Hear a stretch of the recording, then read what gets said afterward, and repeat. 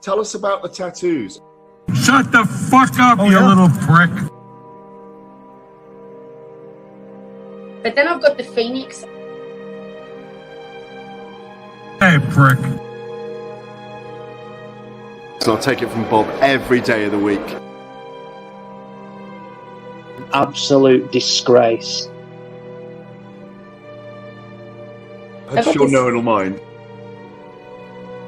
Move him out of here, Darren. Ricky Hatton didn't go over for his fighter because he risked getting abducted and sold into sexual I never said that. Both have been rape victims.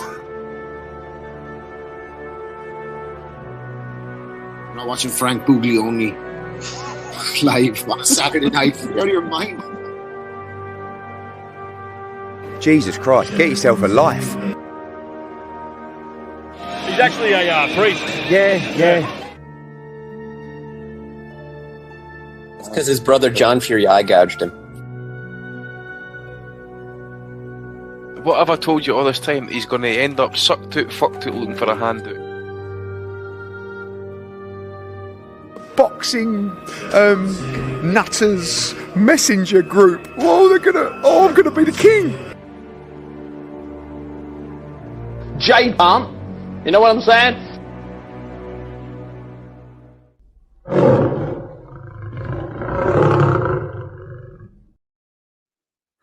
Welcome, everyone, to the 503rd edition of the Boxing Asylum Nuthouse. Steve Wellings, Andy Patterson, joining me, Matt DiGianardo, today, reporting live to you from Omaha, Nebraska, where I was in attendance for Terence Crawford's stoppage victory over David Avenation, and stoppage is a light way of putting it. Let's go with Terence Crawford knocking David Avenation the fuck out. Left uppercut, right hook combination in a fight where he was willing to stand in the pocket and trade with his Russian opponent. Terence Crawford coming out on top, once again, extending that knockout streak. And while he was in the ring punching on Avenation, Errol Spence was in Texas getting hit by an underage driver. Steve, there's a lot of crazy shit going on. I get it. But, if you're not going to fight Errol Spence, win doing it like this. Crawford is still special. Not everybody does that to Avenation. Not even close. Oh, absolutely. Yeah. As Aim says in the chat there, you got Marv Nation and you've got Avenation, and you're absolutely right about Crawford. I thought he was just punch perfect. Excellent performance. Nothing seems to faze him, does it? I mean, Avenation, we know what he is. He's a good fighter. He came forward. He switched the stances very effectively. He did try to show different looks to Crawford. And he tried to put it on Crawford at times. He got a few shots in there, but Crawford just remained so calm. He was assured. The jab worked absolutely lovely from both stances, especially from the southpaw stance. And the body shots were the key because from what I saw, they really took the wind out of Avenesian's sails, and you could gradually see his output dropping just as the rounds passed by. And up until about round 5, he was throwing a lot of shots. Then he started to feel the shots a little bit. His face was starting to blotch. And it's hard to find a flaw in Crawford. I mean, he's absolutely at his peak at the moment. He wasn't hurt at all. He displayed a poker face whenever his opponents land. Same again last night. He picked pretty much every shot in the book. He has every punch in his arsenal available to him. Such versatility as well. And he shows great spite when he's finishing people. As you said, that finish was absolutely brutal. But he also has like a calculated, conservative boxing ability in his locker as well. If he has to see a fight through against a better opponent, you have confidence that he can do it. And the only thing missing is to see him pitch this experience, this power, this vast skill set against the very best fighters out there. We know Spence is one of them, but God, just stick him in with somebody else, even a Thurman or somebody like that, for goodness sake, because he's levels above these kind of guys. I'm kind of curious how Thurman Avenation fight would go, actually, Steve. I'm not positive at this stage that I'd rate them that differently. It's still favor Thurman. But against Avenesian, you'd have to. Really, yeah. Yeah. But Steve, you're sounding a little bit rough there. I think maybe the karma gods came and hopped on you for picking on poor Andy, who is also still under the weather, but braving it along with us here. I'm stone cold sober. You two are ill. This might be a reasonably low energy podcast. We'll find out. But Andy, I really, it's hard to put Terence Crawford into words because what you're watching is greatness, and greatness has all sorts of adjectives about it. But one thing I think is so amazing with him, especially when you look at these other fighters that are that kind of B plus A area, A minus area, and you're wondering if they've got that extra. They don't throw the clever combinations. They don't throw the off-speed punches. Terence Crawford has all sorts of little tools, little wrinkles in his game that make him incredibly tough to beat. I mean, he goes from these, they're talking about on the broadcast when I had a chance to catch a couple things, does these little tap combinations, pop, pop, pop. Then he comes with the hard stuff and you don't think it's coming. I don't know if there's a better person out there when it comes to setting his opponents up, because I don't think Terence Crawford's the hardest puncher out there. I just think he's better at finding the holes. Yeah, he's obviously a very talented fighter. That goes without question. And that said, if you expect a guy who's pound for pound quoted, ranked, whatever it's going to be, then you say the guys at Avanesian who probably fringe world level, no disgrace. He's been on a decent run of form, or at least in the last few fights, last couple of years at least, knocking out opponents. Done all he could. He put up a spirited performance, tried to stand in the pocket with Crawford, who just didn't look flustered one iota. I would take a wee bit of an issue with the glove situation. I think the glove split, when Crawford's glove split, and that should have been stopped. That should have been replaced there and then. The referee allowed it to continue. Obviously, that was during the round of the fight. He finally got stopped in that, but hey ho. But end of the day, it's what you expect an elite fighter to do. If he's dominating, you didn't want to see him playing. You want to see him, take care of business, and that's what he did. The finish was emphatic. Uppercut, right hook, as you mentioned. We keep saying it. He's just an absolute complete different fighter when he's fighting that squared up southpaw style compared to how we'd fight orthodox. Sorry, I'm kind of searching for my words in that, but I'm still, as you say, I'm still under the weather, mate. Fucking still struggling here. So if it didn't make much sense, then you'll care what it is. So yeah, look, done what he had to do, done the job. Then obviously you wake up to the news that if Errol Spence has been involved in another car wreck, you're like, what the fuck is going on here? You're like to the point now, is like somebody needs to kidnap this guy and get him into a room and kidnap Crawford, sign contracts, keep them in the same room or keep them in the rooms locked up until fight night so nothing can happen to them, and then let them fucking fight it out, because it just seems for some reason we're destined not to get it.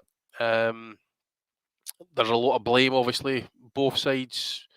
There's a lot of talk on Twitter and that Crawford is to blame because he's taken control of his career, it's poor management, it's this, that, the next thing, he's making poor business decisions, he's expecting $10 million to fight in the UK, for example. He got $10 million to fight David Avanesian. Well, if the market's telling him he's worth that much, what should he say? The market's telling him he's worth that much. Well, as I understood it last week, Regis Prograis, or the week before, Regis Prograis' check didn't clear from his fight, so if I was Sweet T Crawford, I would be expecting that. I'd be fucking camping outside that bank to make sure that check cleared the ASAP. So we'll just leave it at that. So yeah, look, listen. The only thing I didn't want to see now happen is Crawford stuck in cold storage, and we get all this constant yatter and talking about the fight happening and that, when it's either give us something concrete that it's going to happen or it's no.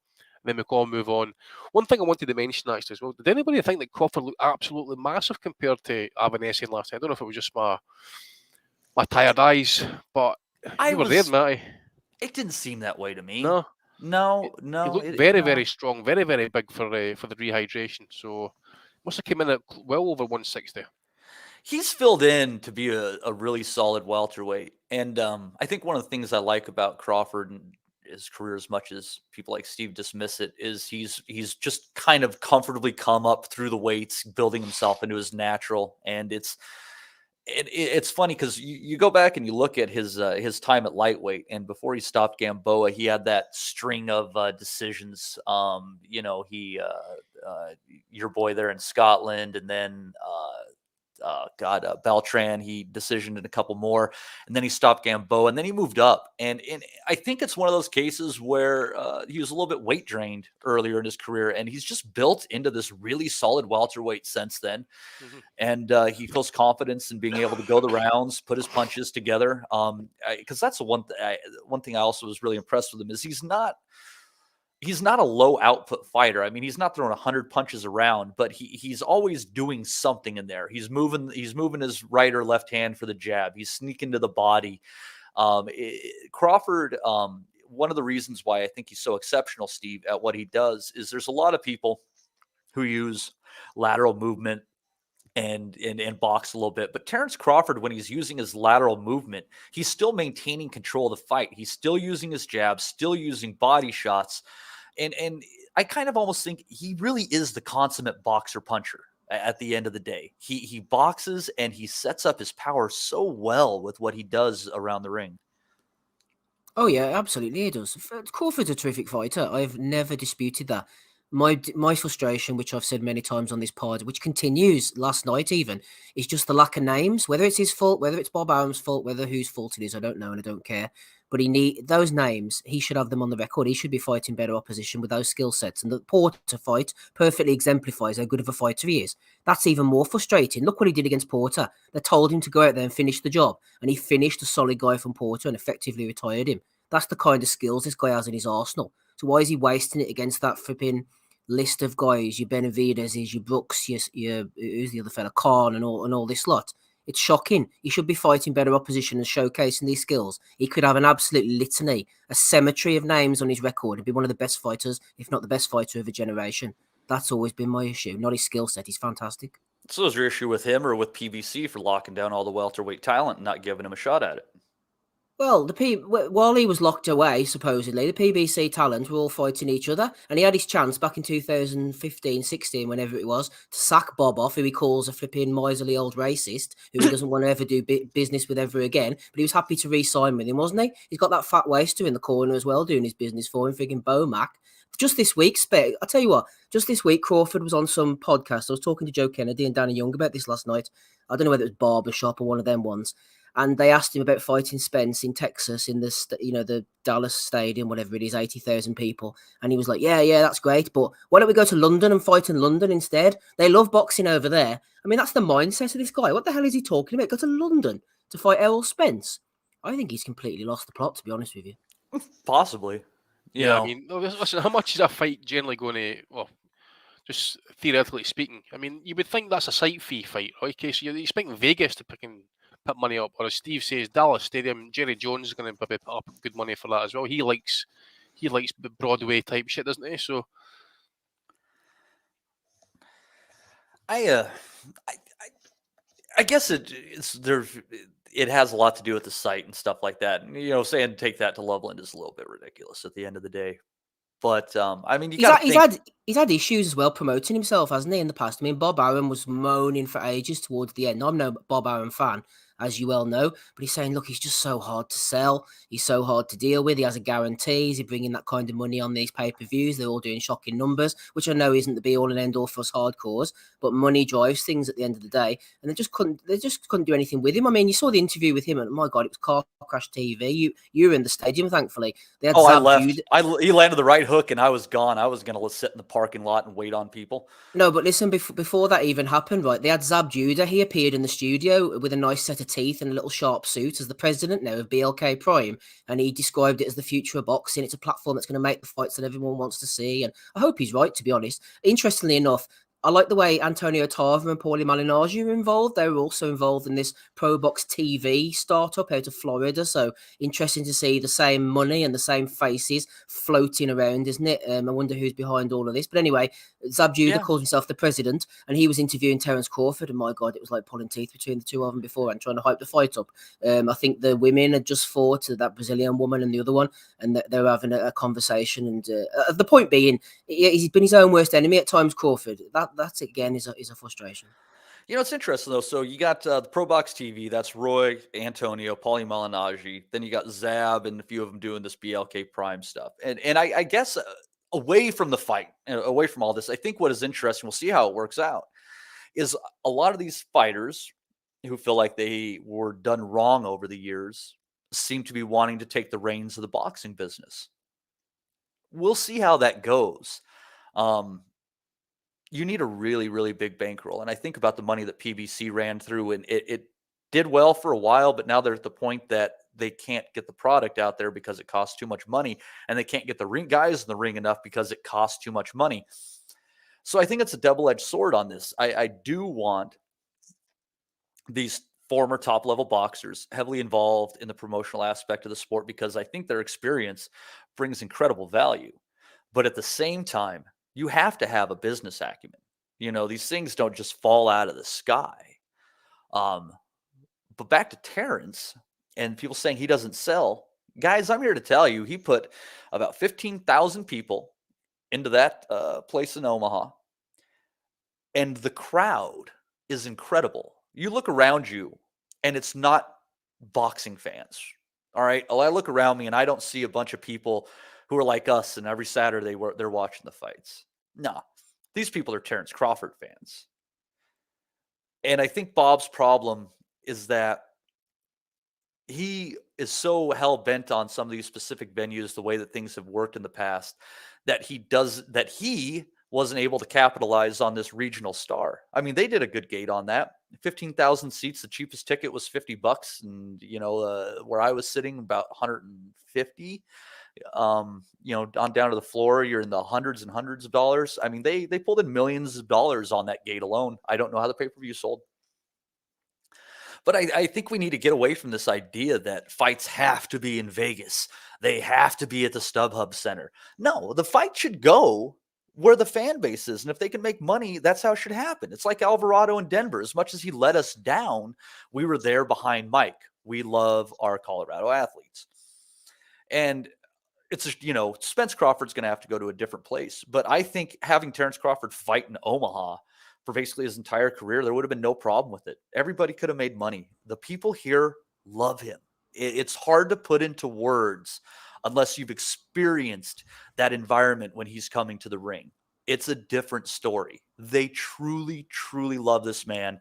And he's the star here. It's Nebraska football and Terence Crawford. How come someone so astute and experienced as Bob Arum, as I've said, who I don't have a lot of time for, got it so badly wrong with him then? I think everybody gets trapped in their own way, Steve. It's like, think of like Blockbuster Video, right? They weren't able to change with the times like Netflix did, and adjust what they're doing. And now Blockbuster is gone. I mean, it's just the turning over of everything. Sometimes when you're so stuck in the old ways, you're going to miss out on the new avenues, and someone's going to come and roll you over. And let's be honest, top ranked cards over this past 12 to 24 months, they're not impressive. They're shit. So I think there's pros and cons going on. Some of the dust, and it settles. We'll see what happens. It could be good, could it be bad? But boxing is changing, and somebody is going to figure out the right series of things to do to really maximize it. And I don't know who that person is yet. Don't know who the entity is. But in the next 5 years, you're going to see somebody come in and really put together some fights, I think. The wrestling, isn't WWE supposed to be moving into boxing? That's what I heard. I heard Stephanie McMahon talking about that. I don't know about that. They've had a relationship with boxing for a while. In fact, Vince McMahon, seen his dad, who started World Wrestling Organization. Actually, I think it might have been his dad, was a boxing manager or promoter, nearly 100 years ago. So they've been having involvement, but I mean, they had, Tyson and all that, and Tyson Fury and Mayweather. So I think that's possible. They have a big bankroll, but I don't know if they have the right idea. It's tough. I mean, boxing it's not necessarily about selling the sport, right, Steve? It's about selling the boxers themselves. And that is a unique endeavor for each and every fight. Well, if Stephanie McMahon can sell Terence Crawford, fair play to her. Can I just address Dez's comment? Because Dez obviously have a lot of time for Dez and his opinion, because he used to box and he knows what he's talking about. He says, I can shed some light on that, Steve, is regarding the London move. Terence Crawford, knew what Khan and Brook got paid fighting each other. It's a market that could be exploited. It's very profitable. That's true. I'm sure he did. Look at those figures. But you're looking at Khan and Brook. It's one of the oldest UK rivalries that's been going along. And two people who are known to the casual audience, especially Amir Khan, former silver medalist, whose career has been followed very closely in the UK. I can see why those two would bring in that money. But to put surely Spence and Crawford in London, out the blue, who would even promote it? There wouldn't be the money or the interest for them in London. I mean, I could be completely naive here, but the casual fan and the boxing fan who goes to see Fury Chisora, I don't think they'd even have a clue, would they, who Crawford or maybe Spence because he fought Brook over in Sheffield. But I think that would be a stretch, to be honest. It's something that you could build on and work on maybe, but not for the biggest fight in boxing. As a one-off fight for London, I think that would be a real stretch. I do too, and I think that's just one of those things where people are talking, and I wouldn't put too much weight into it. But it is, it's a thought. I mean, we'll see where it goes from there. But I want to see Crawford in meaningful fights. I'm with you. I don't really care where they happen. I just want them to happen. I've seen one of my favorite fighters now. It's off the bucket list, and we'll just see how the sport goes. If him and Spence don't fight by the end of the year, I'm going to take the position that I don't think they're going to fight. If by the end of 2023 they don't do it, ain't going to happen unless it's on the schedule.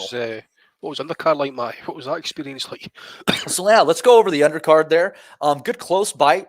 Good close bout between Arnold Kagai and Eduardo Baez, with Kagai taking a split decision. I was kind of surprised that one went to a split.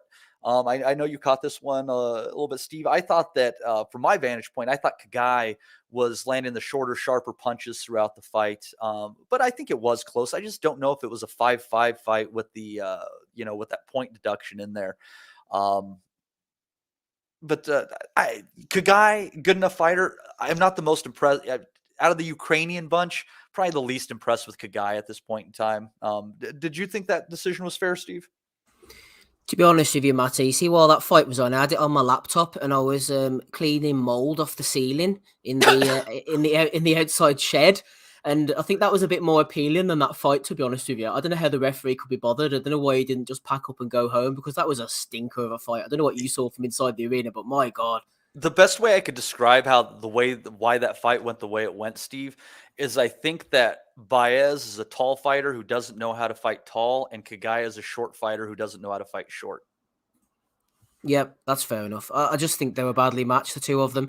Kagai couldn't use his advantages. As Paulie was saying, he should have said that the other fella was pulling his head down. The old angry white referee, a staple of recent weeks for us, was trying his best to keep it clean, but I just thought there was some strange. It was like a bit of a Don King undercard. The whole thing. It was very strange undercard, but those two just did not gel stylistically. Yeah, it was a sloppy fight. But hey, you got your prediction league, Steve. You righted the ship. Yep, you're in good shape there. Also on that card, Steven Nelson coming back after 2 years out of the ring, absolutely wrecking James Ballard. I'm curious to see where Nelson goes from here. He seems like he's got a good head on his shoulders, just had a rough couple of years. Absolutely wrecked Ballard. That was an enjoyable fight. There was a good upset that I saw on there. Some of this isn't even up on BoxRec yet. It was Bobakar Silla against Javier Mayoral. Silla was, I think, 12-0 with 7 stoppages, and Mayoral was 4-2-1. And see Silla come in with those big ass white gloves, pillows on his hand. And I'm like, homeboy ain't ready to come in here and punch. And this, basically just, nobody fighter, Javier Mayoral, just stuck in his chest, eked out a split decision victory over him. They gave the decision to the right guy. Silla needs to strap on some fucking Reyes gloves and go to war, or he ain't going to pull shit off. He's not a good enough boxer. He doesn't go to the body enough. He didn't work hard enough. I was very happy to yell at the ring and tell him he should have worked harder when he was looking down sad. Jeremiah Milton taking a decision over Dewan Calloway. Milton, heavyweight, outweighed by 100 pounds plus by Calloway, who was just a beast of a fucking man. Oh, there Steve. We are. Got that for you. Oh, God. Good thing Oz isn't here. Fucking size of that, man.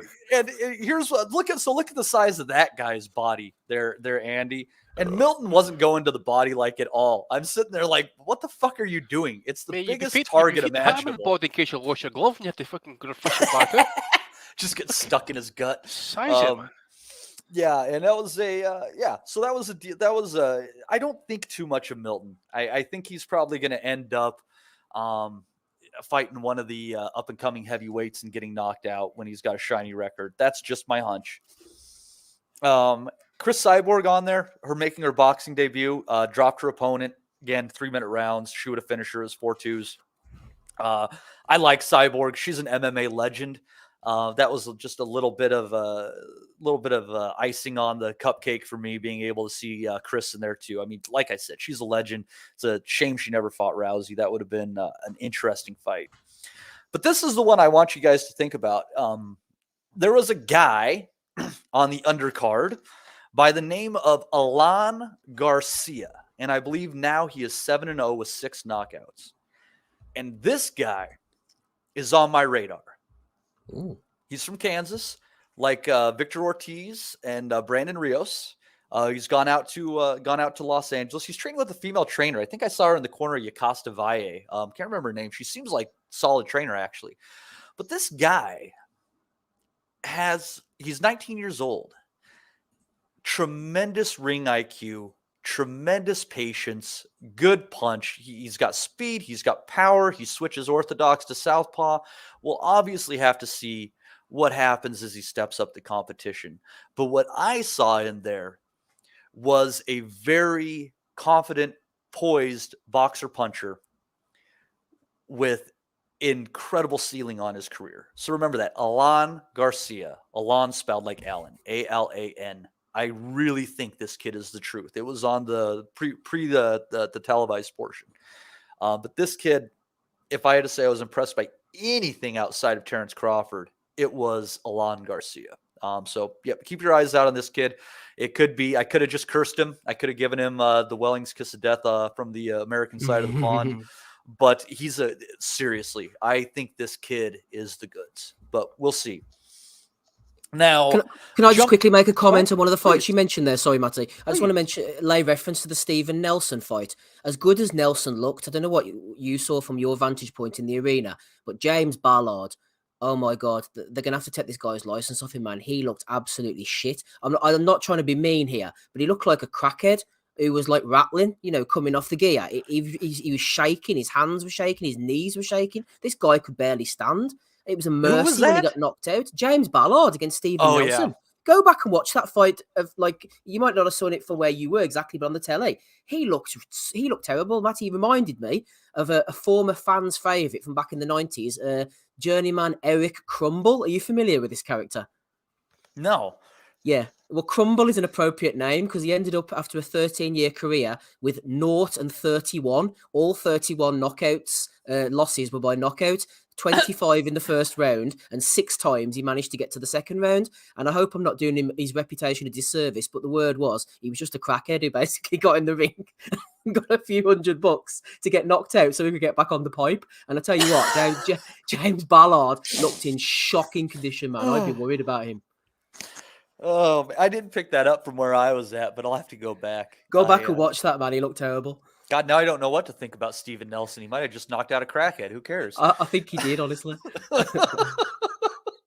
Oh, man. We'll have to check that one out again. But I had a great time. If anyone ever has a chance to see a Terence Crawford fight in Omaha, I will definitely recommend that. The atmosphere is fantastic. Good people around here. This one son of a bitch kept getting up to get fucking beers, and he kept stepping on my fucking shoes coming back. He heard me get angry about it, though, and he didn't do it again. So, yeah, just watch your fucking Adidas, son of a bitch. But anyways, yeah, piss me off, dude. Fucking there's room on each side of my foot. You could step in the middle and step around. But no, he stepped on my shoe like 5 fucking times, and I'm wearing my nice Adidas. He can suck my dick. Anyhow, speaking of people who can suck my dick, Teofimo Sr. is shit. Doesn't know how to run a corner. His son, lucky to come away with a split decision victory, getting dropped by Sandor Martin along the way.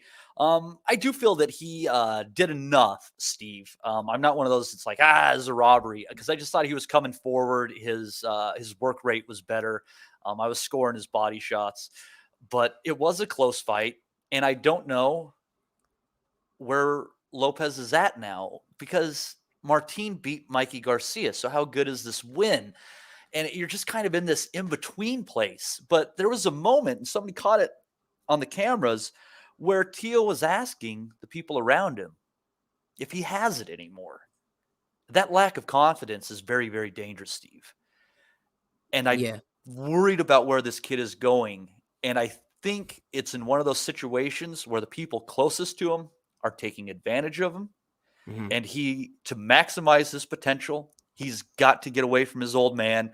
He's got to take the L with that fucking woman he's with and refocus himself on his boxing career. Otherwise, he's going to be a big case of what could have been, not what was. Yeah. No, I completely agree. I think you've summed it up really well there. Both inside the ring and outside of the ring, Teofimo Lopez has just lost his magic. I mean, he can do the backflip all he wants at the end of the fight. He can do those silly little dances, but the harsh reality is he's as far away from the takeover as we've seen. He's a confidence fighter. He seems bereft of all confidence at the moment in his abilities. As you mentioned, having that dickhead of an old man in the corner as well doesn't help matters. You'd love to see him get away from him. I don't think that'll ever happen. They seem like there's some kind of toxic codependency going on between the two of them. They just can't get away from each other. And I knew Sandor Martin wouldn't get the decision. I felt it was close at the end. I'm not calling for a robbery. I'm like you. I don't think it was a robbery by any stretch of the imagination. I don't dispute Lopez getting the decision. The reality is Martin's style is never going to impress American judges. We talk about scoring the fight in a particular way. We've all seen fights for long enough now to know what the American judges or American-based judges like to see. And it's not what Martin was doing. He was very slick, slippery, very mobile. He was ducking a lot. I thought his defense was excellent. He was blocking. He was moving out the way. He looked very fit as well. But he just ran a little too much for my liking and for the judges' liking as well. And the left hand, he didn't throw that at all. I was wondering whether he was a bit reluctant to throw that because he would get caught out and get hit with the right. But I was surprised at how he neglected to throw that left hand. His quality jab, when he threw it, was a really solid weapon. He's very well schooled, but like Samuel Carmona, who we saw last week against Martinez, another Spaniard, he just ran a little bit too much in the end. I don't see an issue with the second round knockdown. It was a clear knockdown for me. I think Lopez squared up. He got his feet caught up. He took a really solid right hook to the head. I think there was one again in the 7th or 8th round, which I thought was a knockdown as well. I thought he got caught in exactly the same way. And that repeated right hook landing the way it did for Martin just reinforces my outlandish pick, which doesn't look so outlandish now, that Gervonta Davis would beat him up if they fought each other. See the explosivity, the speed of Davis from that southpaw stance, back to the ropes, bang, bang, bang. Just be too much for that version of Lopez at the moment. And look at him at the end. Let me stop you there. Go on. I think Tank doesn't have the height to do what you think he's doing. I think that height was a significant factor in Ortiz against Lomachenko, or Lopez against Lomachenko. My apologies. Yeah, well, you might be right, but I would say two things to that. Number one, I think the blueprint is out there. And Mario Barrios is no great fighter, but the way Tank dealt with him is the way he would deal with a fighter who's taller. I don't think Lopez will be able to keep him off the way he did with Lomachenko. Let's have it straight. Lomachenko did fuck all for the first 6 rounds. I don't know what the hell he was playing at, if you remember that fight correctly. And I think Gervonta Davis, everyone talks about how small he is, but he's really good at closing the distance very quickly. And he has these massive long arms, very fast, very powerful. He closes the distance in a split second. And before you know it, he's landed those big shots. He did that on Rolly Romero, who also had a height differential on him. He did it against Barrios. That was a great performance. I'll give you that. That Barrios being a taller fighter, filling into the weight really well. He came up to welterweight in the fight after that and took on Thurman. I think that was a really quality win right there. And maybe you're right. Maybe something in that Barrios fight showed what Tank might be able to do against Lopez. You might be right. Yeah, I think so. I think he prefers the taller fighters because he's been so short himself. He's probably used to fighting those kind of guys. He actually struggled, ironically, against the guy who was smaller than him in Isak Cruz. So I think he'll lap it up against Lopez, especially this mentally shot, this shell-shocked version of Lopez. I mean, what was he doing at the end of the 9th round before the 10th round? He wouldn't sit down on his corner. His dad was imploring him to sit down. I thought he was about to quit. I was like, what's going on here? I was trying to listen in. He was going on about his hand. He was making out like he had a hand injury. I just think he's mentally all over the place, and that's food and drink to Davis. Davis will chew him up, but I really fear for Lopez. I think his confidence is shot, and he's not going to fulfill his potential at the moment unless he seriously gives himself a shake and sorts himself out. Do you think Pedraza would have beat him last night? No, I don't think so. Interesting, because I almost think that Pedraza can do a lot of what Martin did, but even better, just with that greater depth of experience. But I could be wrong. I think Pedraza is good to a certain level, but I think Lopez has even exceeded that level. I don't think it would be an easy fight against Pedraza. I think it could have been quite similar to last night. Not stylistically similar, but the outcome, you might have been sitting there thinking, oh, who won this? Did Pedraza maybe get it? He might have had one of the cards, similar kind of outcome. But I don't think Pedraza would have done enough. Interesting. Well, it's a shame we won't be able to see that. They got Pedraza going in again in February. I'm trying to remember against who, but Aunt B says, "Evening all. Anyone give Avenation a chance versus Crawford? Could we see a huge upset?" I was there last night, Aunt B. Sorry, and that was not in the cards. Is that Chukwu? I don't know. I worry. I worry that this person just awoke from a coma a couple hours ago. Can I just say something quick? Fight last night, Aunt B. Can I just say something very quickly again? Sorry, Matty, just what comes to my mind. Well, if it would have been a 12-rounder again, another one of my fucking weekly moans, that could have been interesting, you know, considering if Lopez was complaining about his hand, those extra couple of rounds, Martin showed he could do the distance. He's done it a few times in the past. Again, a 12-rounder might have separated the men from the boys, and we might have had a clearer decision.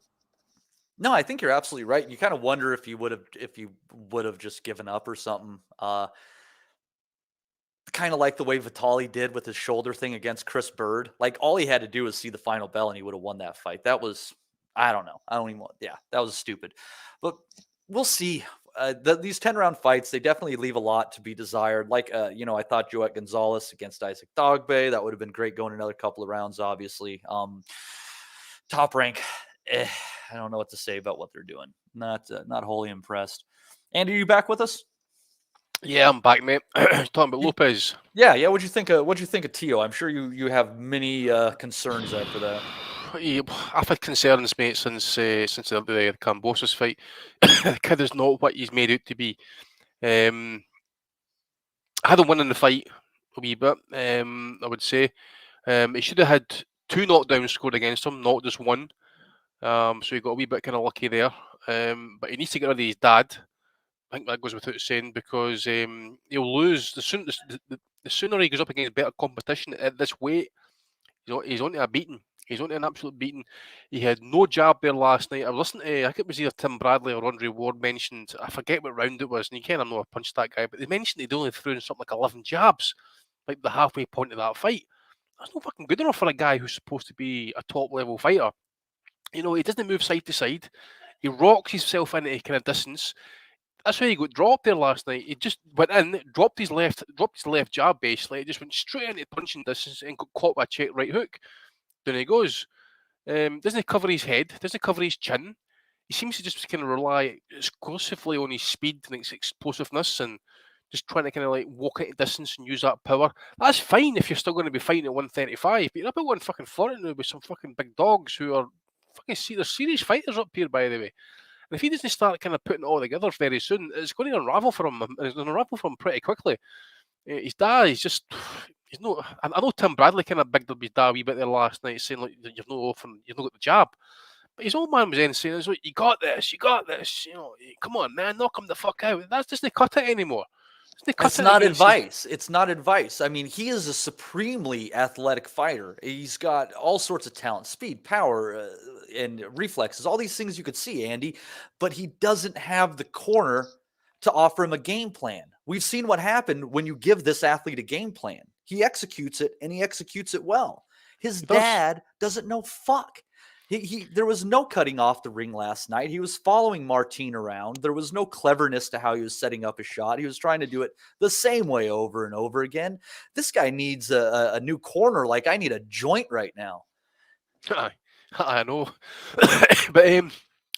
But you could probably say that at the best, it was a bullet dodge there last night. Man, Martin's not, as Steve says, he's not got that American-friendly style.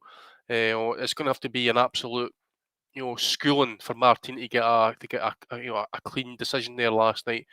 I will touch on the 10-round situation just in a wee bit there, but as I said, I just want to go back to the weight situation. He's not a natural 140. I think Bob Arm mentioned it in that as well. It's going to take him a bit of time possibly to try and grow into the weight. He's probably beaten up or has been beaten up with smaller guys. I think Martin looked like a slightly bigger guy with rehydration there last night in the ring. He can't shrink down in weight. So he tells us anyway. So he's going to look ordinary fighting with these physical advantages. Basically, I mean, remember, was it Mason Menard when he fucking hit him with that double left hook? He just obliterated him. Yeah, he looked $1 million. But that's absolutely perfect when you're boiling yourself down for like whatever it is, 160, 135. 135. But whatever he's walking around weight is at that point. It's fine beating up these bigger guys, and then the shit that he talks and that as well. Oh, it's a takeover 2.0 and this, that, and this thing. I mean, he talks full at stake and delivers fucking rump roast, basically. That's what he's all about. He's got too many people in his pocket. His dad is just an absolute fucking idiot. And again, this isn't a slight on the kid, but there's a definite mental health issue with him. And he needs to get whatever it is that's going on in his personal life sorted out before it comes a cropper in the ring, because you don't want to go in there and you're not 100% mentally, because if it does, fucking me, man, you can end up in a coma. We've seen it happen too many times. So he needs to get himself straightened out, needs to get his team straightened away. And just to touch on the 10-round situation, I think I agree with Steve. That would have been it would have been different. It would have been interesting to hear actually what the scorecards would have been. But Top Rank as well, they must be kind of concerned in that as well, because this was supposed to be the next flagship fighter. Lomachenko's coming to the end. Fury's not going to be about for much longer. Jared Anderson, trouble. Top Rank's in trouble, man. I mean, because they were putting a lot in Lopez and Edgar Berlanga, and neither one of them is looking very hot right now. Yep, and you had that Gabriel Flores. I think he was touted. He's now took a couple of L's, I think. Who's the other one I'm thinking about? Xander Zayas is doing all right. Zayas, but again, mate, he's still a prospect at this point. You got Jared Anderson, the heavyweight, looks good, but again, he needs to work on the head movement. Needs to kind of get the hands up. But he's a work in progress. That's like a 2, 3, 4, 5 year type job and that. So to say Top Rank, what is the succession plan really for them? Because Bob seems to be kind of still top of the tree. There doesn't seem to be any. I think Bob's like, yeah, I don't care. I'll be dead then. Oh, they need to think of something, because what they're putting on just now, or what they have been putting on, as you mentioned, the last 18 to 24 months, has been absolutely dog trash, mate. And if it keeps going on the way it is, you can only see one way that's going to, and you hate to say it because they have been absolutely amazing early years, generating great talent and putting on great fights, and showed some of the legends of the sport. But at the minute, it's just no cutting the mustard. So I don't know what they're going to plan to do with Lopez next, to be fair. I mean, they were talking about Regis Prograis. I'm sorry, Regis Prograis, based off his last fight, would beat the fucking bollocks into Lopez here last night, mate. And I'm telling you right now, I'm being honest. That is Prograis looked good, dude. He looked really good. Zepeda's not a joke, even if he's not 100%. Zepeda's a real fucking fighter. Absolutely. And if Lopez is anyway sort of like lacking in, technique or mentality, Prograis is going to beat the fucking snot out of him, mate, and that is a beating that it could never possibly return from. So there's a big rethink needed there. I don't expect anything to happen because blood's thicker than water at the end of the day, but there is something wrong there. And again, maybe we're all experts looking for the outside looking in, but how often are we going to keep saying it? We've said it for years now. There's just something just not properly switching with him. And again, he's a good fighter, just no an elite fighter. Mm-hmm. He's done well. He beat a one-armed Lomachenko, supposedly, who Steve mentioned did they fight for 6-7 rounds, and dined out on it. And then we saw what happened. Wrecked Comey. And that's the other thing. The way he wrecked Comey was a statement too, and I think that's kind of why a lot of us are like, again, 135 though, mate. Well, Comey has moved up to 142. They're the same size fighters. If Comey's not a little bit bigger than Teo. Yeah, but he's diminished himself to come down to 135 though, isn't he? So did Teo. Yeah, but then you expect Lopez, this is what I'm saying, Lopez, draining himself down to 135. This is where his size and his rehydration was meant to, make the difference for him. But, I'm thinking at least if they keep him at the level he's fighting at, like guys like Martin, European, French world level fighters, then he'll probably win fights. But he has not impressed me since the Lomachenko fight whatsoever. Whether it's personal issues, as I mentioned that, but there's an absolute drastic rethink there. And I think Bob is as much shit as what he gets. He knows a fighter. And I think he knows himself actually that he's not going to give him the money. He's not going to give him what he wants or whatever, that type of thing, and pay-per-views and all this shite. Because he knows himself that the kid just hasn't got what he's advertised himself to be. As I say, he's all fillet steak and he delivers rump roast beef, and that is it. So we move on for him. Unfortunately, this is, but you stay away from Regis Prograis for your best of your health and the best of your career. You stay away from that guy because he will fucking beat the shit out of him. I want to give a shout out to JS2000. We see a lot of good comments. It's rare when I'm like, God, that's poignant. JS2000 says, agree entirely about mental issues. Boxing is a lonely sport. and you often find yourself getting older, but not growing up. That's interesting. Thanks for that comment, JS2000. I like that, and I think it definitely makes you think a little bit. It's a Mark Kriegel moment there, Matty. Yeah, I'm telling you. I'm telling you. He's trying to beat us for the philosophical points here, bastard. That's my job. That's my job. But thanks for that, JS2000. Good one. Moving on down the undercard there. Definitely, Steve. He does have issues, but I mean, he took out Jerry Forrest in 2 rounds. I'm talking about Jared, the motherfucking pimp Anderson. Yeah, there's flaws. Yeah, he got hit a few times. This guy, though, I mean, his size, his athleticism, the number of punches this guy throws, I mean, he's a mean fucking heavyweight. I don't know where this train stops, but I'm riding it until it hits the wall.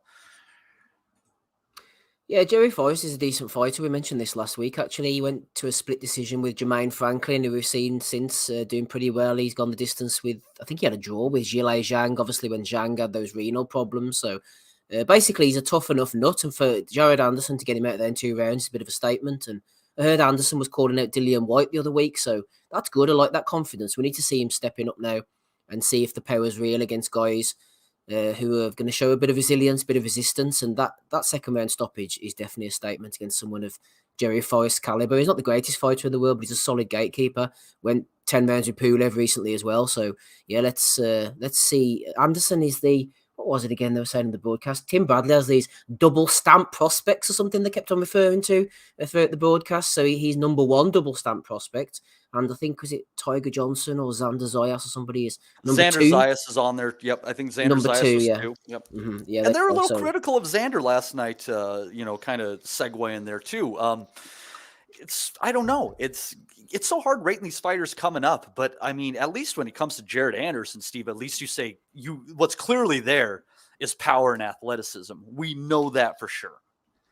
Yeah. He is.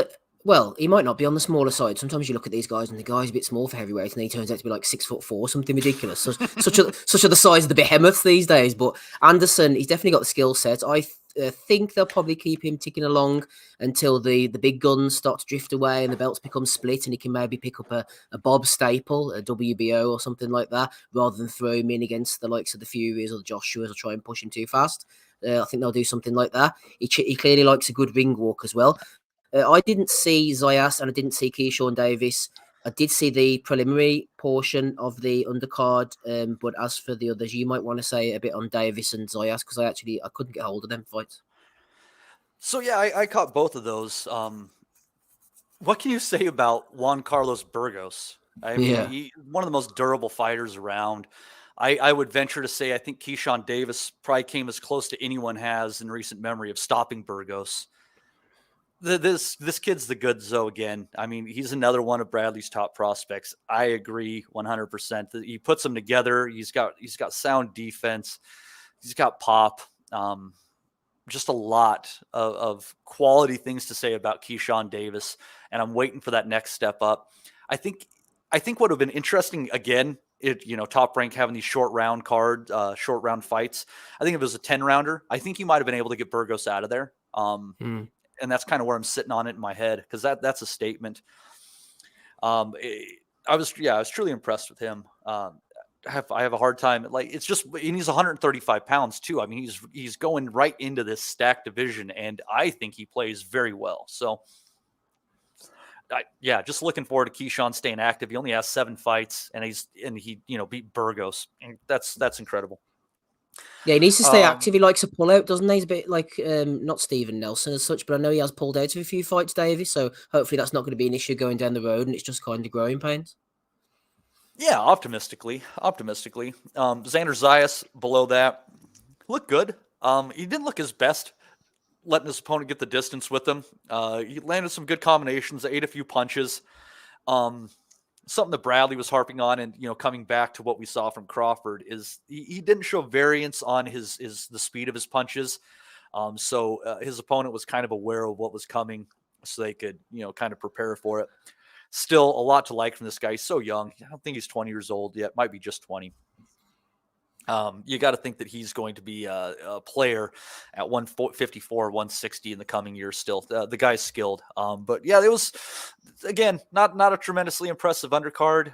Just basically they're just trying to put a spotlight on some fighters, and they Top Rank almost fucked up with Teo.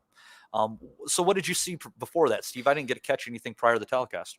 Yeah, I saw Tiger Johnson against Mike Ohan Jr. I thought Johnson did pretty well. He put his shots together well, looked really quick of hand. Ohan was quite well skilled, so he broke him down, stopped him in the 5th round.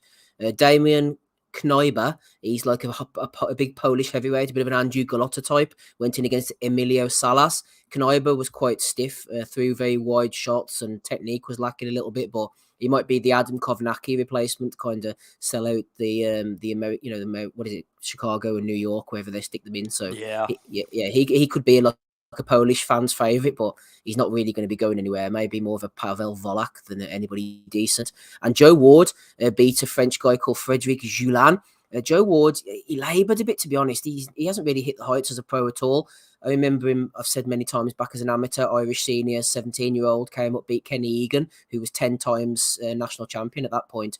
And then he beat him again the following year. Really high hopes, won the World Championships, went to the Olympics. It just hasn't worked out for Ward at all. He had a bad knee injury early on in his career, and one of the Lou DiBella cards, in about 2nd or 3rd fight. And I don't know, after about round 4 last night, he was blowing out of his arse, and as I don't know if it was Bradley or Dre or one of them two said, you shouldn't really be blowing out your hole after 4 rounds. You should be able to do the 8 rounds, no problem at all. So, I don't know, he got caught with a few shots as well by the explosive Julan, and he got through, and he's 7-1 now, but the future's not looking bright for Joe Ward. I think he's about 28 at the moment. He definitely has the skills and the talent, but whether he has the dedication, and it's dog eat dog, isn't it, on those American undercards? If you get picked off again, it's going to be difficult. He's going to start looking at opponent territory. So, yeah, I'm a bit worried about Joe Ward, to be honest.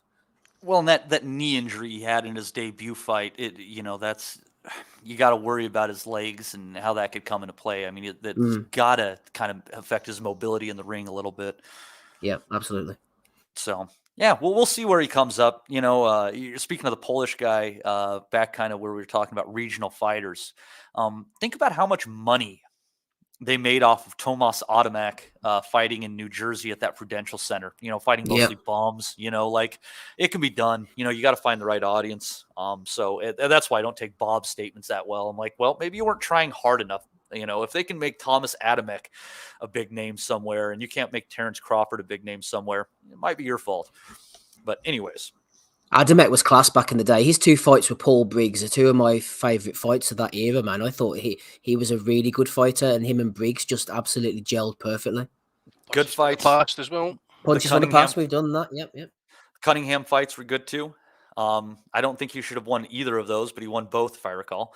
But yeah, Thomas Adamek was great fights. That's for sure. He was definitely entertaining. Got stuck on his head by Bad Chad Dawson. Do you remember? Dawson absolutely boxed rings around him. Yeah. And that's when he moved up to cruiserweight. It was right after that fight, wasn't it? Yep. Well, it's speaking of brutality, fun fights and all, Thomas Adamek gave us. I don't know if Luis Alberto Lopez had a fun time with Josh Warrington, but he still pulled out the split decision victory or majority decision victory on him over there. But I think the real story of this fight, Steve, Josh Warrington is just a filthy fighter, and not in the old school dark arts kind of way. He is so upfront about it. It's so obvious. He doesn't try to hide it. And yet the referees keep letting him get away with it. Hitting people in the back of the head, rushing in with his head. If I'm his next opponent, I'm going to look at the referee and say, if we get a cut, you better take a fucking point from this guy. I don't give a fuck what your reason is. It's a habit that he has, and we need to quit treating it like it's a fucking accident. And even if it is an accident, you need to fix your fucking fighting style. Josh Warrington lost. He deserved to lose. And I'm so fucking happy to fucking see these filthy fighters knock down a goddamn notch who get all these gifts in their fucking local jurisdictions, don't have to work for it the way way that other fighters do. They get to treat these fighters like shit, low blow them, hit them in the back of the head, and still get away with it. Thank you to the judges on this fight for getting the fuck rid of him and his fucking title. Now, Josh Warrington, why don't you go into somebody else's fucking hometown and fucking earn it and see if their fucking officials will let you get away with that fucking bullshit. Enough of this shit. Fun fight, Get off the fence, entertaining Fucking hell. fighter, but seriously, I am tired of these fucking fighters who are oblivious of the well-being of their opponents. Pritchard Colon is never going to have a regular life because of being hit in the back of the head, quite accidentally, mind you. Josh Warrington willing to damage his opponent's lives by hitting them in the back of the head. Fuck Josh Warrington. Go ahead, Steve. I've said my piece. Yeah, I'm trying to think back to if this has been the thing that he's always done, or maybe I've been oblivious to it for so many years. But it does seem these last few fights, in particular, definitely the Kiko fight and a couple of fights beforehand, that it's really come to the fore. And I suppose you say, "Oh, change this, change that," but if it's not broke, well, if it's not broke, don't fix it. If it's not broke, then slam your head into it as many times as you possibly can until it breaks, I suppose, is the key mantra here. But yeah, I don't know whether he's always done this, and I've not watched it before, but I kind of, whenever he was on the way up Warrington, he was a bit of a non-puncher, and he kind of did things the hard way. He was written off quite a lot in his career, picked to lose in certain fights, and I was quite endeared to him. I've interviewed him in the past, and he seemed like quite a nice guy. We've had Steve Wood on the pod. So for this recently, although I do agree with you to a certain extent, it has become completely egregious and ridiculous now. And I picked Luis Alberto Lopez by KO last week. He certainly went out there swinging, trying to get the KO. I say credit to Josh Warrington and his team to a certain extent. They certainly thought they could outbox Lopez. They could land in between his unorthodox moves. And he definitely had success with the jab early on, the left hook a little bit as well. But Lopez was really tagging that body hard. And it was only when Warrington took things properly into the trenches in the final few rounds that he really ruffled Lopez. Lopez was bleeding. He started to look very uncomfortable. But a lot of it was by illegitimate and illegal means. I mean, that's the elephant in the room, which you've obviously pulled to the fore here, is his style. The head, shoulders, knees and toes, bit of forearm, bit of elbow, shoulder. Definitely the headbutt is absolutely ridiculous. And Warrington, he's very dirty. And he mostly gets away with it as well. I don't think the referee, Bob Williams, covered himself in a lot of glory, as previous referees haven't done either. And the Warrington peak, as we've now seen, was around the time he fought Lee Selby, as I referenced earlier, Carl Frampton. That version was a phenomenal specimen. He had a ridiculous engine, and he really brought that underdog mentality. But one thing is for sure, Warrington's return to Eddie Hearn has been an unmitigated disaster. And only Eddie could say, after a loss, and stand there on DAZN, the Botox Lego sex doll, that he wants to take the Leeds fans over to America. How on earth is that going to work out now? Warrington looked closer to retirement than going to Las Vegas, from what I could see. And Joe Kennedy was saying last night, would any version of Warrington have beaten Lopez last night? Maybe not last night, but I think Pete Warrington probably would have got one over on Lopez. I'm not saying Lopez is an amazing fighter. I think that Warrington is on the slide now. His work with Hearn has just hasn't worked out whatsoever. He's gone back to him, and he probably should have stuck with Frank. I don't know whether he wanted to change or not. He stuck away on DAZN. He's the last UK men's world champion, I think it is, they were saying last night, of Eddie as the stable crumbles, and it's just not working out for him. But yeah, the headbutts, as you said, are just absolutely egregious now. You can't even hide from them. And people are trying to stick up for them. Oh yeah, great shot, as the head goes flying in there, cuts the guy completely, and Lopez getting the title is the best thing for him now, but I don't know where Warrington goes from here. He might even hang them up, but I say he will carry on fighting, to be honest, but I wouldn't be surprised if he hung them up, because he's achieved quite a lot, but yeah, he's got very dirty. Well, and I just think at the end of the day, styles really do make fights, and Warrington can't deal with that Mexican style that well. He just can't. Is what it is. And it's not like he's not a decent enough fighter. I mean, you have to have some quality to beat Kiko. Kiko Martinez he's a good fighter. But yeah, he's just not at that top level. And the only thing I think that really made him competitive is just that willingness to go dark at sometimes, and the fact that he's not getting called on it. So anyways, yeah, that was what it was. Andy, I think you said you didn't catch that one. Also on that, Ebony Bridges scoring a stoppage over Shannon O'Connell. Didn't see that one coming.